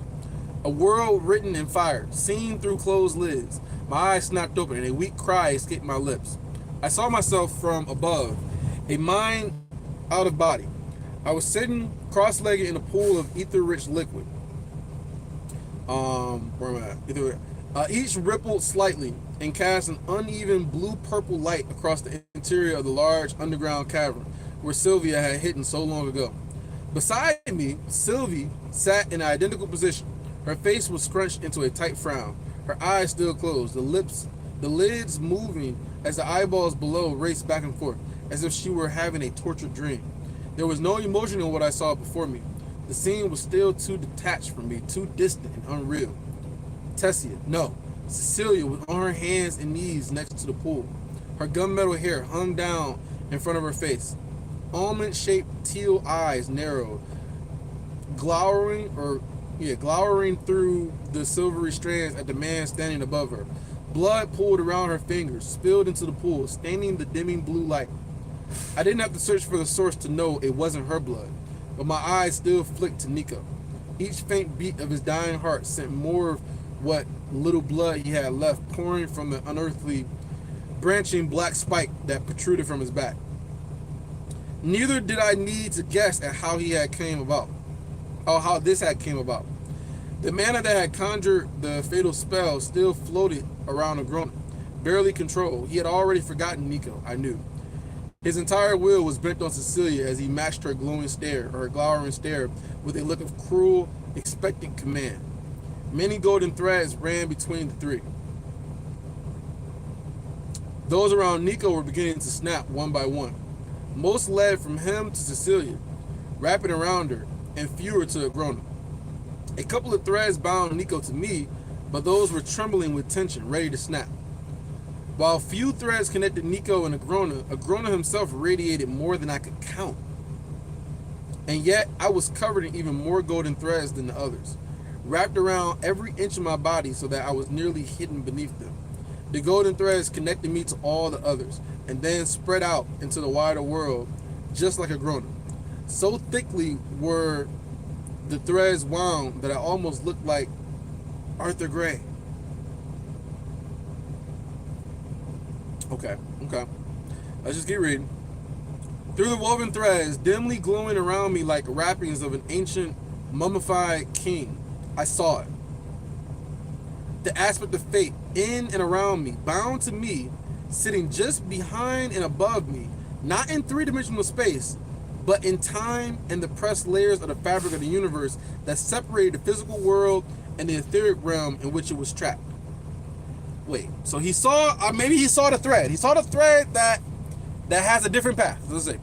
So through the woven threads, dimly glowing around me, like the wrappings of an ancient mummified king, I saw it.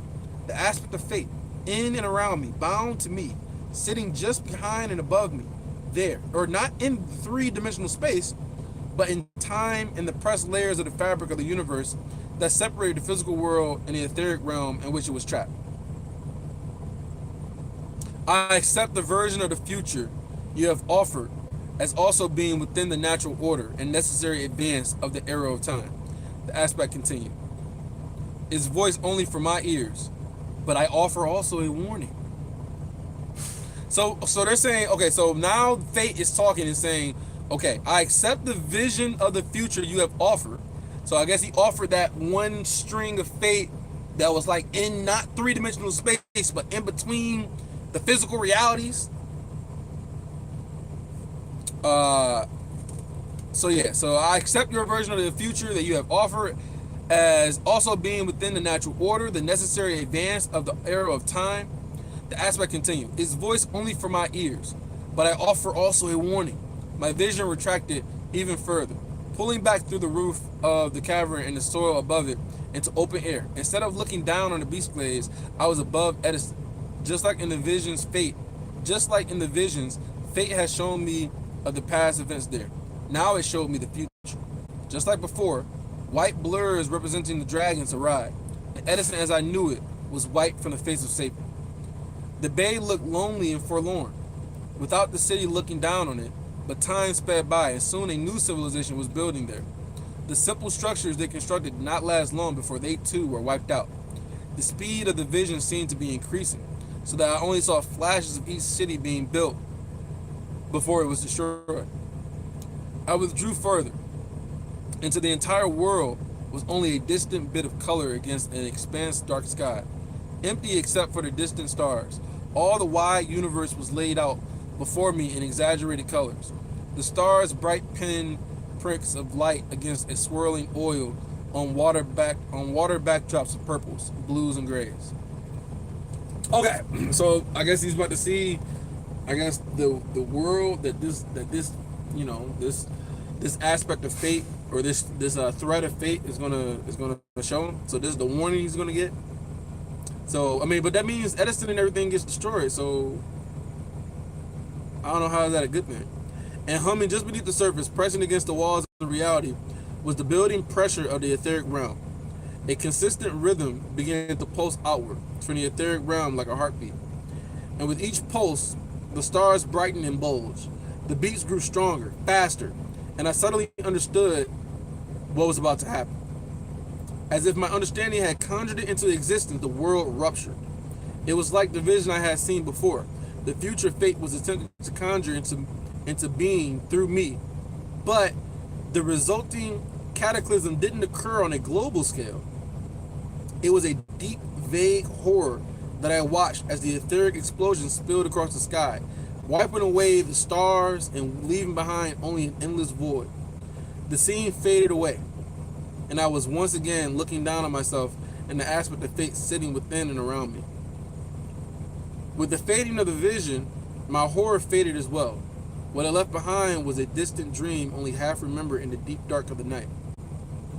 One that nonetheless stops the dreamer from returning to sleep for fear that the nightmare will resurface. Kill her! The cold words issued from Agrona, and he pressed down on Cecilia with his killing intent, pinning her to the ground on all fours. She closed her eyes, her pain written in the golden threads that connected them. Two by two, the threads connecting her to Agrona were snapping and fizzling away to nothing. Through gritted teeth, she uttered a single word. No! My eyes snapped open, and a weak cry escaped my lips. Agrona's head began to turn toward me, his intent sharpening into a killing blade. Crouching at his feet, Cecilia's eyes shifted to me, and through them I saw down deep into the heart of her, where a trembling tesstia uncurled and reached outward. Knots of golden threads strung back and forth between the two. A muddy, chaotic mess of past and future tying them together. Another thread connecting Nico to Cecilia snapped, and I sensed that the breath leaving his lungs was the last he would breathe in this world. Nico! The pool erupted into common motion as beside me, Sylvie burst upright, her hands flung out, and a silvery half-formed shield began to wrap around me. The scythe of Agrona's intent struck it, and it burst with a sound like a bell. Okay, so shit's happening. All right, so let me see. Okay, let me try to process what's happening. So the threads are breaking, which to me says that, like, okay, the different realities or versions of like him possibly living are leaving one by one by one, and then I guess the threads that connect Cecilia to Agrona, which is her living, are snapping one by one because there's less futures that have her connected to him anymore. But now Sylvie woke up, and immediately she's moving and creating a shield around Arthur. I think, right? Around Arthur? Yeah.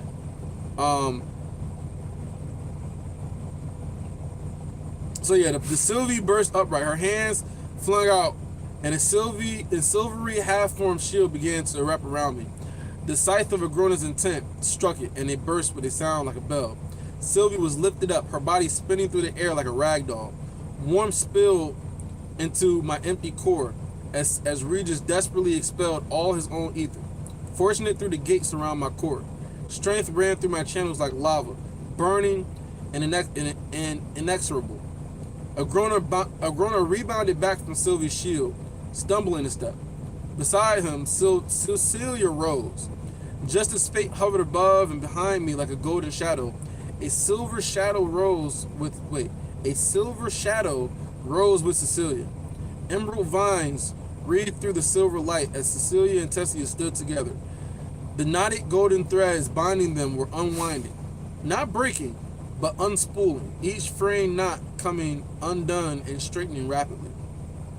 The silver shadow that was Tessia raised her arm. Half a heartbeat later, Cecilia did the same. Emerald vines erupted from Tessia, snapping like green lightning through the air between her and Agrona. They slammed into him, knocking him back another half step and clutching at his wrists and horns. Cecilia's hands tightened into a fist, and the threads around her flexed and vibrated, pulsing with golden light. Her jaw worked, her eyes closed, and tears leaked from them. Her hand fell an inch. Agrona scoffed, and Cecilia was lifted off the ground. She hurled into the air, until her back slammed against the cavern roof, losing a hail of small stones, and then she fell back to the ground, landing heavily in front of me. A dozen threads or more snapped and burned away between Cecilia and Agrona. The silver shadow that was Tessia was gone, dragged back into the prison of her body. Agrona's scarlet eyes lingered on Cecilia, his lips curling into a disappointed grimace. I raised my hand. Agrona's eyes shifted to me, widening. Many threads still bound Cecilia and Agrona. Okay, so what is he about to do? Many threads still bound Cecilia and Agrona. Ether hardened between my thumb and forefinger. I pinched down on the golden bundle, shearing through the threads of fate as if they were no more than spun wool. A shockwave rolled back in both directions. From the cut, okay, so he cut the threads that bound him to her, right? I wanted to have anything to do with his potential and power. I wonder if it's gonna fuck all that up. The shockwave rolled back in both directions. From the cut, slamming into Agrona and spilling over Cecilia's prone form, tossing her into the pool at my feet. Agrona stumbled and fell, going to one knee. His eyes lost focus, and in the rippling of space and time, I saw the burning away of all the potential futures in which Agrona was able to use the legacy as a weapon in the form of Cecilia or as his own power. The shockwave continued to jolt through him, striking him again and again as each potential future collapsed in his mind. Leaning forward, I pulled Cecilia toward me, holding her face up on the surface of the dense liquid, now depleted of ether and casting a weak purple light. Many threads still connected her to the wider world. I reached for them next, but even the faint cutting edge of ether around my hand was difficult to maintain. Reaching into the emptiness around me, I grabbed hold of the relic armor. Black scales began to fold into existence over my skin as the armor formed, spreading out from my chest to cover my entire body. Okay, let me pause for a second. Okay, so, I mean, I'm not surprised by what's going on. So basically, he's out. He cut the threads of fate. All the futures of Agrona manipulating, using Cecilia, cut, gone. So I'm guessing that the potential that he has is also severed along. Maybe the shit that he stolen was also severed. Okay. I mean, this is fine. This is cool. This is all right. We'll see what happens. Black scales began to fold into existence over my skin as the armor formed, spreading out from my chest to cover my entire body. But as the armor spread, brilliant white plates and ridges started forming over it, glowing or growing into pauldrons and greaves over the top of black scales. Heavy-bladed boots melted seamlessly into the greaves, and delicate gauntlets. So this motherfucker got gauntlets and shit now over his armor? And gauntlets grew around my hands between my skin and Cecilia in my arms. I had no time to consider the implications of this change, and as the armor began drawing in ether from the surrounding atmosphere, I turned my attention to absorbing what I could. The etheric edges around my gauntleted fingers grew firm again, and I again reached for the golden threads extending from Cecilia. Time seemed to stutter beneath me. The blood-stained pool exploded upward, forming into swords. Okay, this motherfucker got swords, axes, spears, black line wind struck me like a battering ram. And I pulled Cecilia closer to me, shielding her as best I could.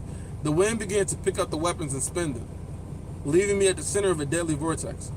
As the liquid swords and axes struck me, the armor pulled at my meager etheric reservoir, fighting to reform as each blow ripped it apart piece by piece. Through the storm of swords, I met Agruna's eyes, now the color of clotted blood. With a shaking hand, I reached for the golden threads. My fingers closed around a handful of the threads of fate, and the ether bit into them. Again, shockwaves rolled along the strings, spreading out across the entirety of the world. I felt every one, saw behind my eyes 100 different cascading effects as the lives of Alacrians and Dicathians everywhere were changed forever. Okay, what the hell is he doing with these threads? My legs trembled and my arms shook under the weight of it. The vortex subsided, the conjured weapons splashing back into the pool, now stained with my own blood as well. Agrona was on his hands and knees, his body heaving with every breath, his face a grimace of pain and desperate perseverance. Only a few threads remained around Cecilia. So is he basically sending her back to her own world, maybe? Like severing her connection to this world? Only a few threads, that's what I'm thinking. Only a few threads remained around Cecilia, while the golden lines radiating from Agrona were uncountable. Right, his connection to the world is way more threads. I had seen so many possibilities in the Keystone when searching for a way forward so that fate would free me of his bonds. I didn't know what I'd have done if I had faced this moment before. Even now, it was a difficult decision to make, to accept. It felt wrong. It felt unfair. There was no thread spreading out from Agrona that I could cut that would result in a victory here. No blow I could strike against him directly would bring about a world in which the future I had shown to fate could come to pass. I looked back at Cecilia. Her eyes fluttered open. There was no hint of Tessia in them. She had exhausted her strength and was buried deep underneath the stronger spirit. How did she exhaust her strength already? She didn't do anything. She exhausted her strength and was buried deep underneath the stronger spirit of the legacy. Tessia exhausted her strength, I guess. That's what he said. Underneath the stronger spirit of the legacy, bound by Agrona's magic and the spell forms drawn into her flesh. Another thread between Tessia and Nico fizzled out. Only a single thin golden line remained. Mana was starting to leak from Nico's core and rising from his skin like steam. Some wills were stronger than others. Certain visions of the future were so potent that they rewrote probability and potential, forcing reality to shift in order to manifest that future into being. That, I now knew, was the truth about how one altered fate. Through action and will and unassailable belief. It was not another power to be manipulated or controlled. The Keystones had never been about controlling fate, only about understanding it. But through understanding, it could still be influenced. But it hadn't only been my will that had influenced fate. I'm sorry, I said, and all my many regrets about how I'd handled everything between us came spilling out with those two words. Cecilia said nothing, only stared back at me. There was no desperation in her gaze, no hope, no fear. It wasn't trust either. As I looked into those teal eyes, I only saw acceptance. She knew this was her end, and she no longer had the strength to fight it. I didn't acknowledge my own feelings. I felt guilt for my own actions, but I did not feel as though Cecilia or Nico had earned my mercy. Neither of my once friends had been granted a fair life, neither on earth or on this world, and I didn't blame them for that. But both had chosen this place, this life, this entire world, as if it didn't matter.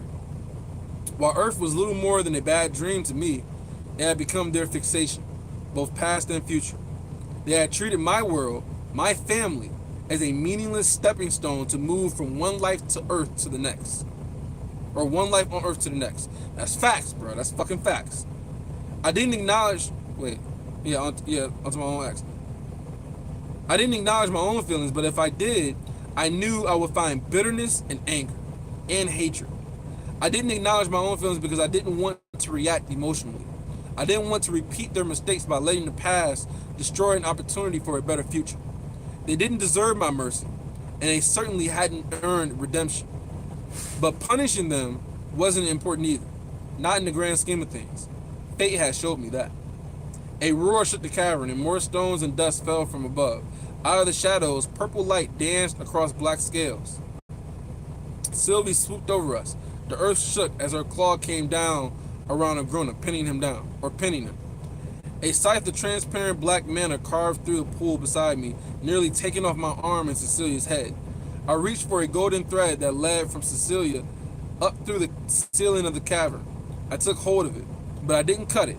Instead, I channeled Aurora's Requiem into it, empowering the potential and conjuring a resonant hum through the thread that spread out in both directions. All the other threads around Cecilia began to release, snapping like spider silk and turning to golden light, and then to nothing but distant, inaccessible possibility. The last of the knots binding Cecilia to Tessia unwound. When the knots were gone, these threads too faded. Okay, so no, there are more. So only two remain. The empowered thread reverberating out into the universe, and the fraying thread connecting her to Nico, who had already breathed his last breath on this world. The last of his mana drifted free of his core, and then out through his mana veins. A knot of bright amethyst motes of energy floated out of him. So Nico's gone. A small knot of golden thread, tentative and flickering, extended back to Cecilia. Go, I said, my voice hoarse and weak. Tears leaked from Cecilia's eyes, and her lips began to tremble. For a moment, I saw neither Cecilia in Tessia's body or Tessia herself. Instead, I saw the orphan girl who struggled to make friends for fear of hurting them. With only a slight nod, she turned her gaze along the path of the thread. Although I knew she couldn't see it, she could feel it. I could feel it pulling her on. Her eyes rolled back, and the essence of her being burned bright into the golden lights of the thread of fate. This one tying her back to earth. Oh, so that single thread is the one that's tying her back to earth.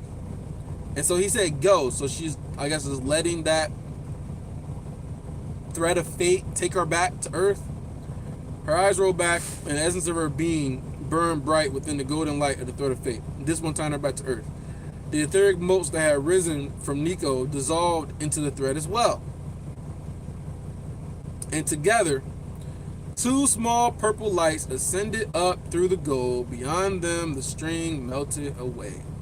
So, they get their reunion back on Earth, and it's all because of Arthur. Arthur's like, listen, you don't deserve this shit, but you haven't redeemed yourself, but I'm not going to punish you either. So, I'm going to give you what you always wanted.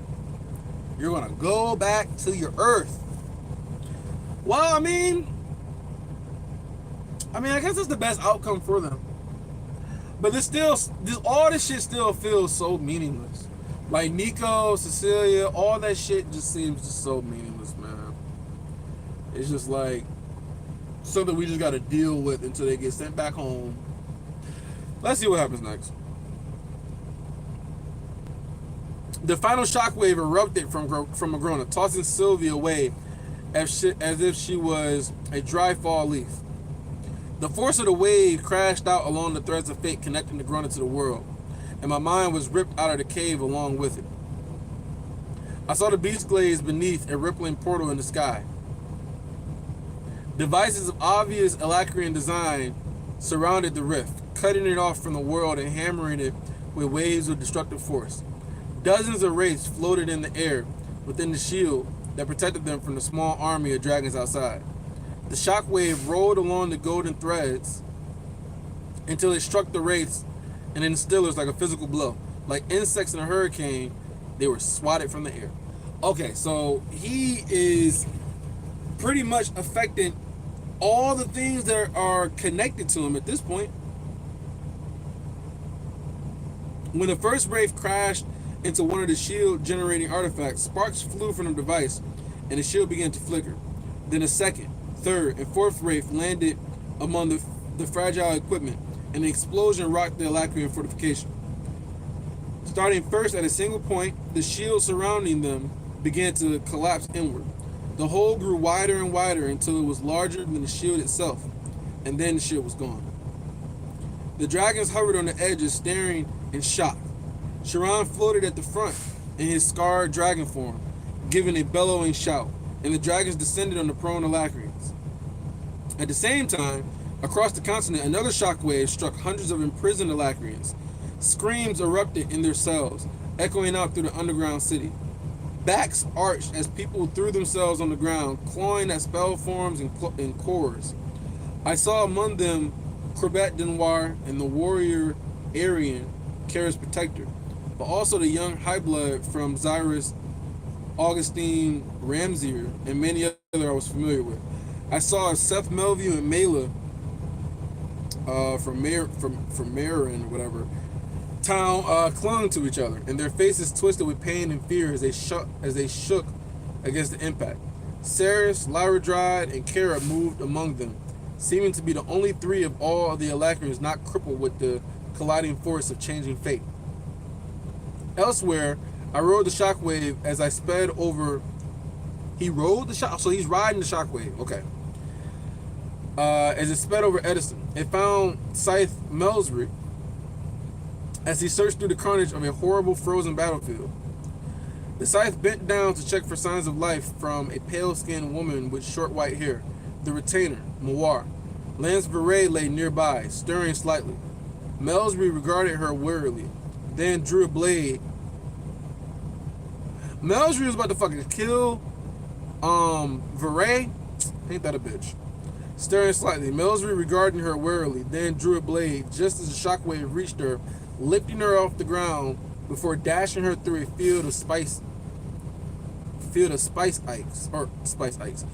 spikes. More threads connected across the wide ocean to Alakria. There, my understanding of what was happening began to break down, as the effects of the blast were too widespread for my tired mind to track it all at once. Instead, whether by some thought of my own or some trick of the reverberating fate, I focused on taking Caleb, Agrona's distant mountain fortress. Many fate threads connected to points throughout the fortress, and such was the strength of the shockwave as it slammed against the stone walls that the mountain shook and the stone began to crack. A high tower burst apart at the base, sending down an avalanche of shattered stone to crash among the lower levels. The roof of the tower is sinking into the imploding base in a cloud of dust. In the distance, far behind Tigrum-Calum, a geyser. My voice is pretty much like gone at this point. In the distance, far behind Tigrum-Calum, a geyser of bright orange lava erupted from the cauldron of Mount Nishan. I don't even know what Mount Nishan is. Black smoke boiled out to cover the Basilisk Fang Mountains in an impenetrable black cloud, and the ground trembled. As if in one voice, the entire magical population of the continent screamed out together. And then I was back in Sylvia's cave, lying in a shallow, mostly empty pool beside Tessia. The aspect of fate no longer lingered just behind and above me. It was gone. And my visions of the threads of fate connecting us all was gone with me.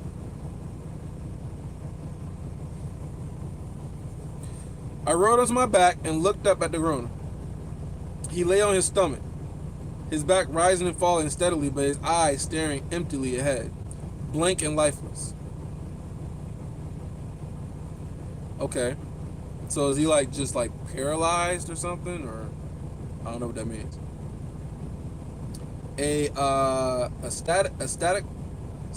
Staccato, I don't know how to fucking say that word. Beat against the wet ground drew my attention back to Tessia. She was seizing, her entire body shaking so violently that her heels clattered wildly against the stone. I dragged her onto my lap, cushioning her head from the convulsions of her body. So that whole promise, bruh, that whole promise was completely pointless, yo. The promise was completely pointless. She didn't even ask her to do anything. Oh, God. That's crazy, man. That's crazy as hell. Completely pointless. Golden eyes shone in the dark, and Sylvie stumbled toward us, one arm cradling the other, which hung limply at her side. What's going on? The answer was self-evident. The high density of mana that was compacted into Tessia's body was beginning to spill out of her. So wait. Oh, so her mana core is now like going back to normal. Like it's not about to be integrated anymore. She's about to go back to just a normal core. I would have thought that it would have still been integrated, but I guess not. The high density of mana that was compacted in Cecilia's body was beginning to spill out of her, creating a kind of rainbow aura that flickered and danced in the air like an aurora constellation. She can't control it. Regis, little more than a dark wisp with bright eyes now, flew out of my chest. He hovered in front of my face for a moment, then dipped down and vanished into Cecilia's body. She's trying, fighting. Cecilia taught her, or tried to, but it wasn't enough. She's dying. I ran my hand over her arms and up her neck where the spell-formed tattoos had helped to bind Cecilia to the body and maintain control over Tessia's spirit, along with whatever other dark designs Agrona had woven into them for his own purposes. But they were gone. The spell forms had been destroyed by the process of removing Cecilia from her body. She has no core, and she isn't the legacy, I said, holding her tightly to still the worst of the trembling. It was Cecilia who went through the process of integration. Art, Regis trailed off for a moment. She says that it's okay. She wants you to know that you did the right thing. Yeah, I think he did the right thing too. I think that, I don't know. I don't want to be mean to Tessia at this point because it's just like, okay, she's about to like be dead. Hopefully she just dies. I'm hoping. I'm honestly hoping that she just dies. And there's not going to be no, okay, let me do one last thing and bring you back to life, but you're not going to have a mana core anymore, but you'll still be living. Like, I think that these are the consequences for her stupid ass decisions. Because at the end of the day, Cecilia needed to die, and Tessia needed to die just to make sure that Cecilia died. Ultimately, that's what ended up happening, except that it wasn't, once again, it wasn't Tessia who did this. It was Arthur. Arthur had to make the tough decision because she couldn't do it. Okay, so she wants you to know that you did the right thing. I swallowed and ran a hand over Tessia's hair. It was strange, thinking of it specifically as Tessia's hair again, her body, her. I winced as my core clenched. The wounds caused by Agrona's attack were struggling to heal. Despite Regis' sacrifice and a relic armor, my body was starved for ether. My lids were heavy, and every movement felt sluggish and painful. I felt weak, weaker than I had in a very long time. My fractured focus returned to Tessia with a jolt. Mana was still pouring out of her, creating the dancing lights around her. Without the aspect of fate tying me directly back to the keystone and everything I had seen inside of it, the many potential futures I had looked at, using the combination of King's Gambit, fate, and the keystone itself seemed blurry and distant. Oh, so he was using all that in combination, right? Okay. A combination of King's Gambit, fate, and the keystone itself seemed blurry and distant. It had all been so clear before, right up until the moment I had severed Cecilia and the legacy from our world. Only the etheric realm's future retained clarity. That I understood. That I knew what to do with. Hopefully I can do what needs to be done. Arthur, Sylvie said from right beside me, making me wince. I hadn't noticed her kneeling down next to me. We have to do something. I know. I closed my eyes, squeezing them tight, and then relaxing them again. I'm sorry. I'm just having some trouble focusing. With a little shake, I forced myself upright and adjusted Cecilia in my lap. She's saying, shit. Art, I wish I didn't have to be the go-between here. Regis winced. A mental expression that sent a twitch through my own slack face. She's saying that she understands. It's okay. You've done everything you can. She wants you to know that after everything, well, she's glad you're here in the end. You and Sylvie. And me. But she added that as a kind of afterthought. And okay. She loves you, Art. And she wants me to tell you, stop, I said, suddenly fully awake again. Don't. This isn't goodbye. I looked around the cave as if I might find a solution. Bruh, is he about to really save her, bruh? Like, ugh. Just let her go. Let her go. Let it go. Okay. He's looked around the cave as if he might find a solution lying out in the open somewhere. Agrona still lay comatose. The murky purplish light of the pool had faded. Its ether spent. A single tear had traced down Sylvie's cheek, and she leaned against my arm, her breath shallow. The light of the mana interacting with the atmosphere around Tessia began to fade. I tried to lift Tessia and stand, but I couldn't. Sylvie did stand, but she wobbled on her feet, unsteadily. I lack the strength to transform right now. I can't get us out of here, Arthur. Without even the strength to lift Tessia, I struggled to make a mental inventory of all the tools at my disposal that might help her. The tear? He can use the fucking tear! He got that teardrop shit! He could use that fucking teardrop thing, man! He could try it. But that's bullshit if it works! No! I struggled to make a mental inventory of all the tools at my disposal that might help her. I could communicate with her through Regis. I'm sorry, I said suddenly, realizing that I hadn't really responded to her properly. This isn't goodbye, Tessia. This is welcome back. Even as I said the words, I didn't know if they were true.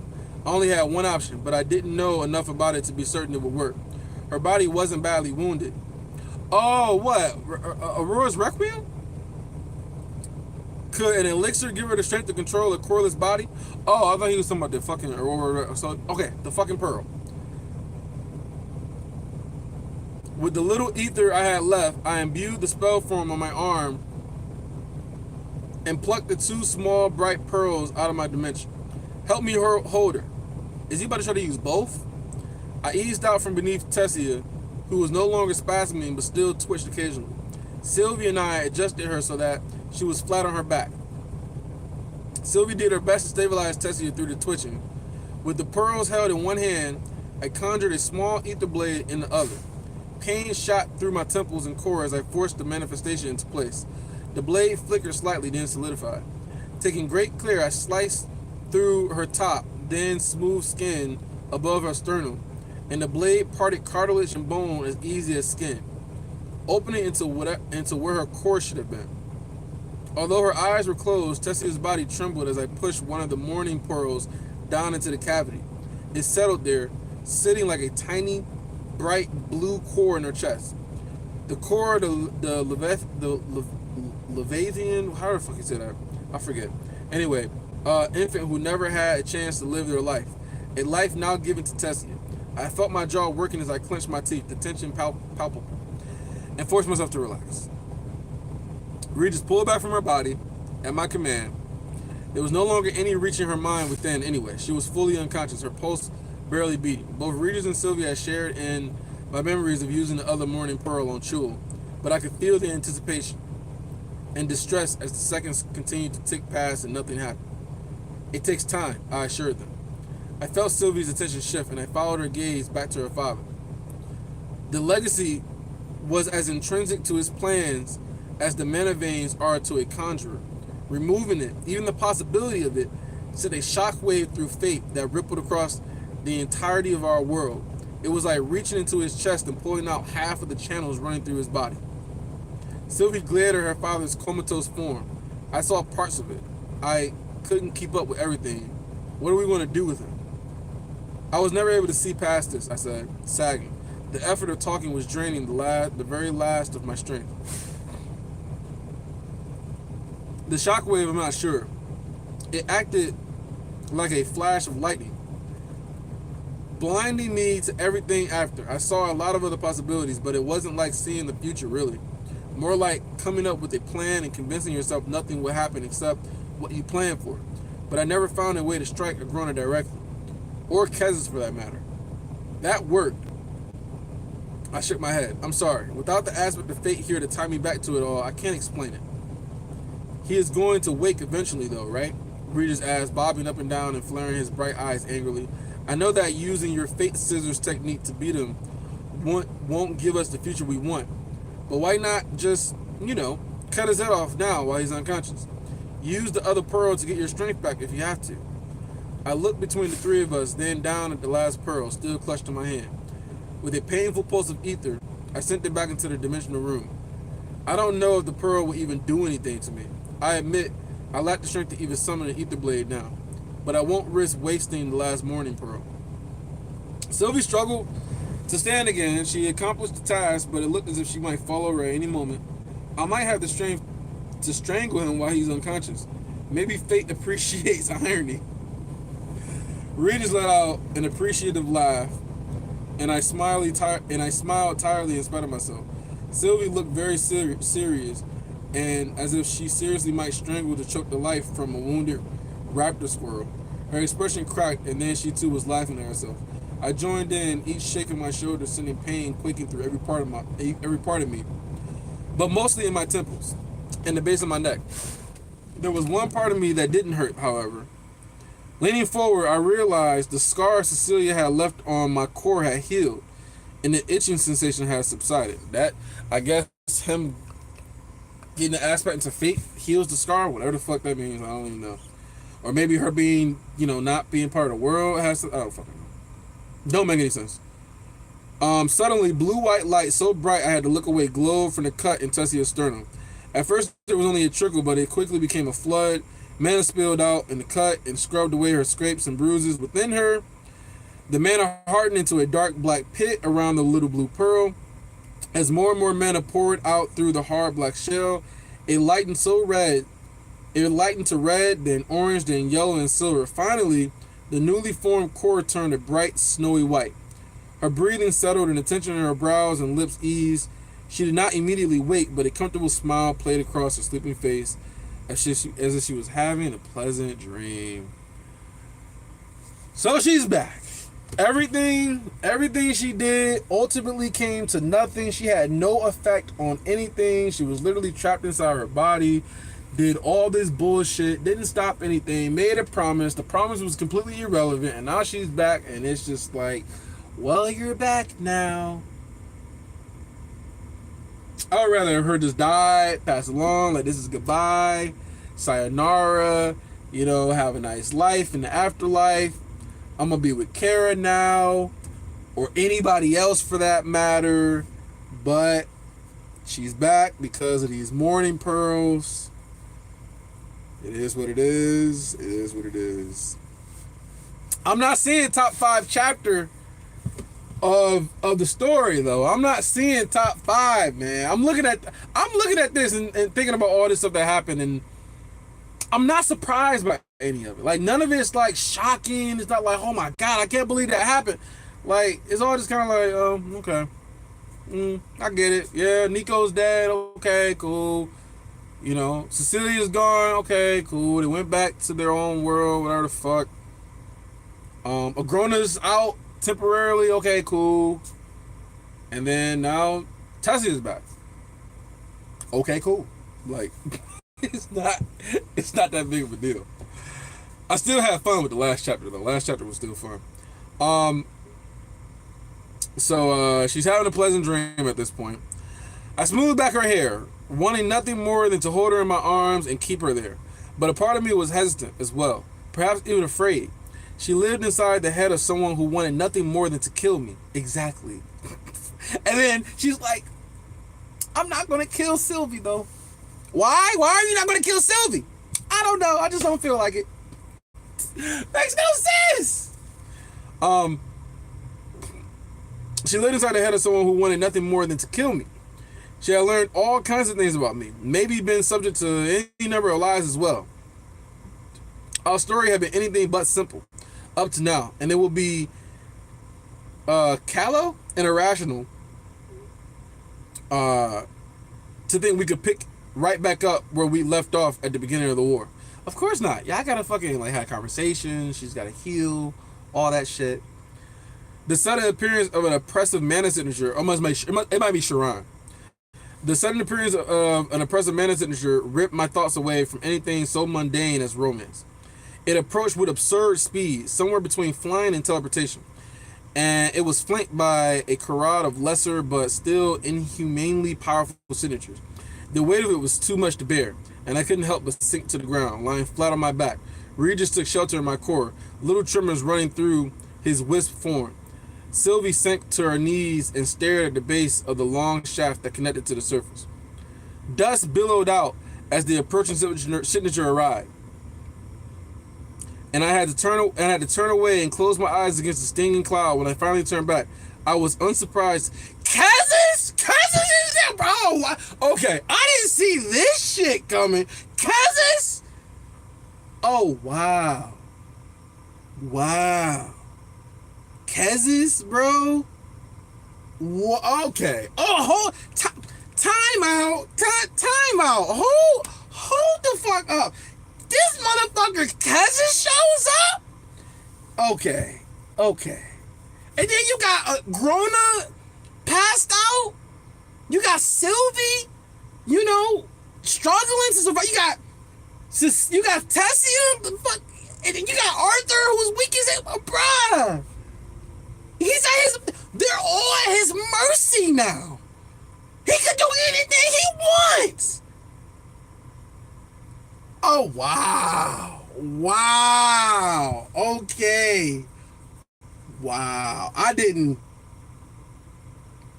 see that coming. I was thinking to myself, like, man, like, none of this stuff is really that surprising. Kez is showing up. That's a fucking shocker, bro. Kezis? I'm like, okay, Sharon, Dragons go. No, this motherfucker Kezis shows up. Got a Grona laying down helpless. Got his granddaughter there. Got Arthur powerless. Got the legacy who's not the legacy anymore. Bruh. Okay. What the fuck is gonna happen now? Now I'm all just okay. We'll see. Okay. But Arthur's unsurprised. So hopefully he's got some sort of plan. I would think. I was finally turned back. I was unsurprised to find Kezis standing there. Winsome and Sharon, and a person I have not seen in a very long time, arrived a moment later. Is it going to be Meyer? Sharon huffed past Kezis, ignoring us. Going to Agrona, who had still not moved. Alive, he said, lifting Agrona's head by one horn slightly, then letting it fall back to the floor with a thump. Lady Meyer, it is Meyer. Wife of Kezis, and long ago, my mentor stood beside her husband with all the grace I remember. Her gaze seemed to pass through Agrona to something deeper. Bruh, I'm wondering what the fuck is about to happen, yo. My mentor stood beside her husband with all the grace I remember. Her gaze seemed to pass through Agrona to something deeper. He is wrong inside. Broken. With a light touch on Meyer's arm, Kezis took a few steps forward, moving in a casual, unhurried manner that I was too weak to be irritated by. His lavender gaze swept over me and Tessia, then settled on Sylvie. Bring him. Bring them all. Call for all Asuras to return to Ephiodus immediately. We will close the rift and be finished with this war for good. That's it. That's where we're ending. That's where we're ending. Just take them all. Take everybody. And bruh.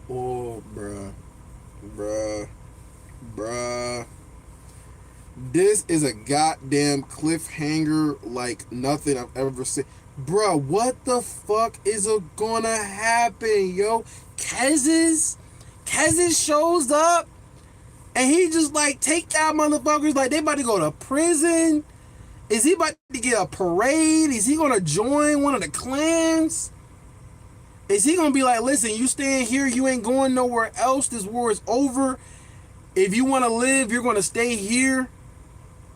Is he gonna be just a fucking a slave in prison, experimented on?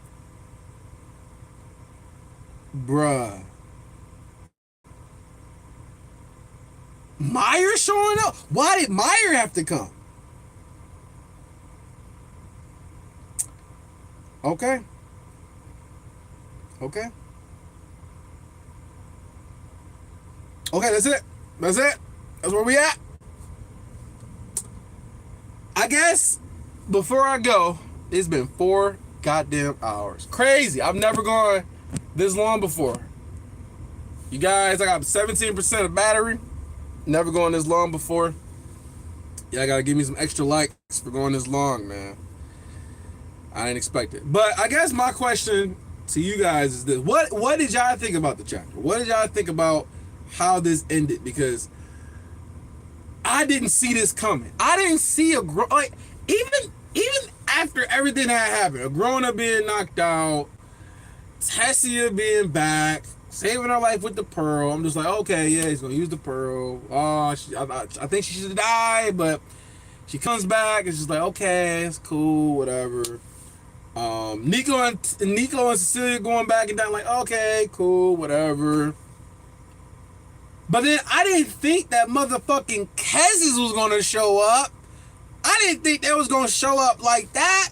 They probably got those ripples of fucking fate, and they just like, what the fuck? Zoom down here through the rift. That's crazy. That's crazy as hell. I don't know. I don't know what to say. I don't know what to say. I do not know what to say at this point. At this point, I'm just like, I don't know. I don't know what they're gonna do, man. I really don't know. I mean, I can see Arthur being experimented on and trying to get as much knowledge and secrets out of him as possible, right? Like, how the fuck did he do that to Agrona? You know, how did he get rid of the legacy and bring back Tessia? You know, I want to get all your secrets. I want to get everything from you. I'm going to proc you. I'm going to prod you. You're going to be trapped. It's a fucking wrap. And then if you give me resistance, I got Sylvie in my back pocket to use against you. I got Tessia in my back pocket to use against you. Like, I'm going to do whatever the fuck I want, right? But then I could also see him just like, okay, cool. Like, you did all this stuff. I'm going to need you to stay here, and you're going to have to walk down the path of insight, whatever the fuck it's called. And as long as you do that, then I'll keep you here. I'll keep you safe. You can bring your parents or whatever the fuck, but you're going to stay here in Epheotis. You know, maybe something like that, right? I don't know. Maybe he's like, you know, I don't know. I honestly don't fucking know. And then Meyer. What is Lady Meyer's part in all this? Like, why did she show up? Why is she gonna be part of the reason why Arthur escapes? Or maybe she's gonna be fighting with them and like, oh no, I'm not gonna be okay with this or whatever, you know. But she was okay with the Jinn getting, you know, annihilated, so she's really not that fucking good, you know what I'm saying? So like, she can't be all that good. She's okay with fucking just committing genocide, and you just stand by your man through everything, right? I mean, she's loyal, shit. But I don't know. I guess let me know what you thought about the chapter. You can leave a comment and let me know. You know, I can do some replies and kind of go and hear what you guys think. But I'm definitely surprised by the ending though. I don't know why. Maybe I shouldn't have been surprised, but I was definitely surprised. Kez's shows up, like, just straight up. I'm thinking like, oh yeah, Sharon's up. Nah, I'm gonna fuck Kez's and his wife. The whole squad just pull up. So yeah. I'm excited to see what the fuck's gonna happen next though. What is gonna happen next? Crazy. But anyway, I'm gonna get up out of here. I thought you guys had something to say, but you don't. But I'm gonna get up out of here. See you guys in the next video. Went through 4 hours, man. 4 hours. Peace out. Check you guys out in the next video. If I can exit. It won't let me exit.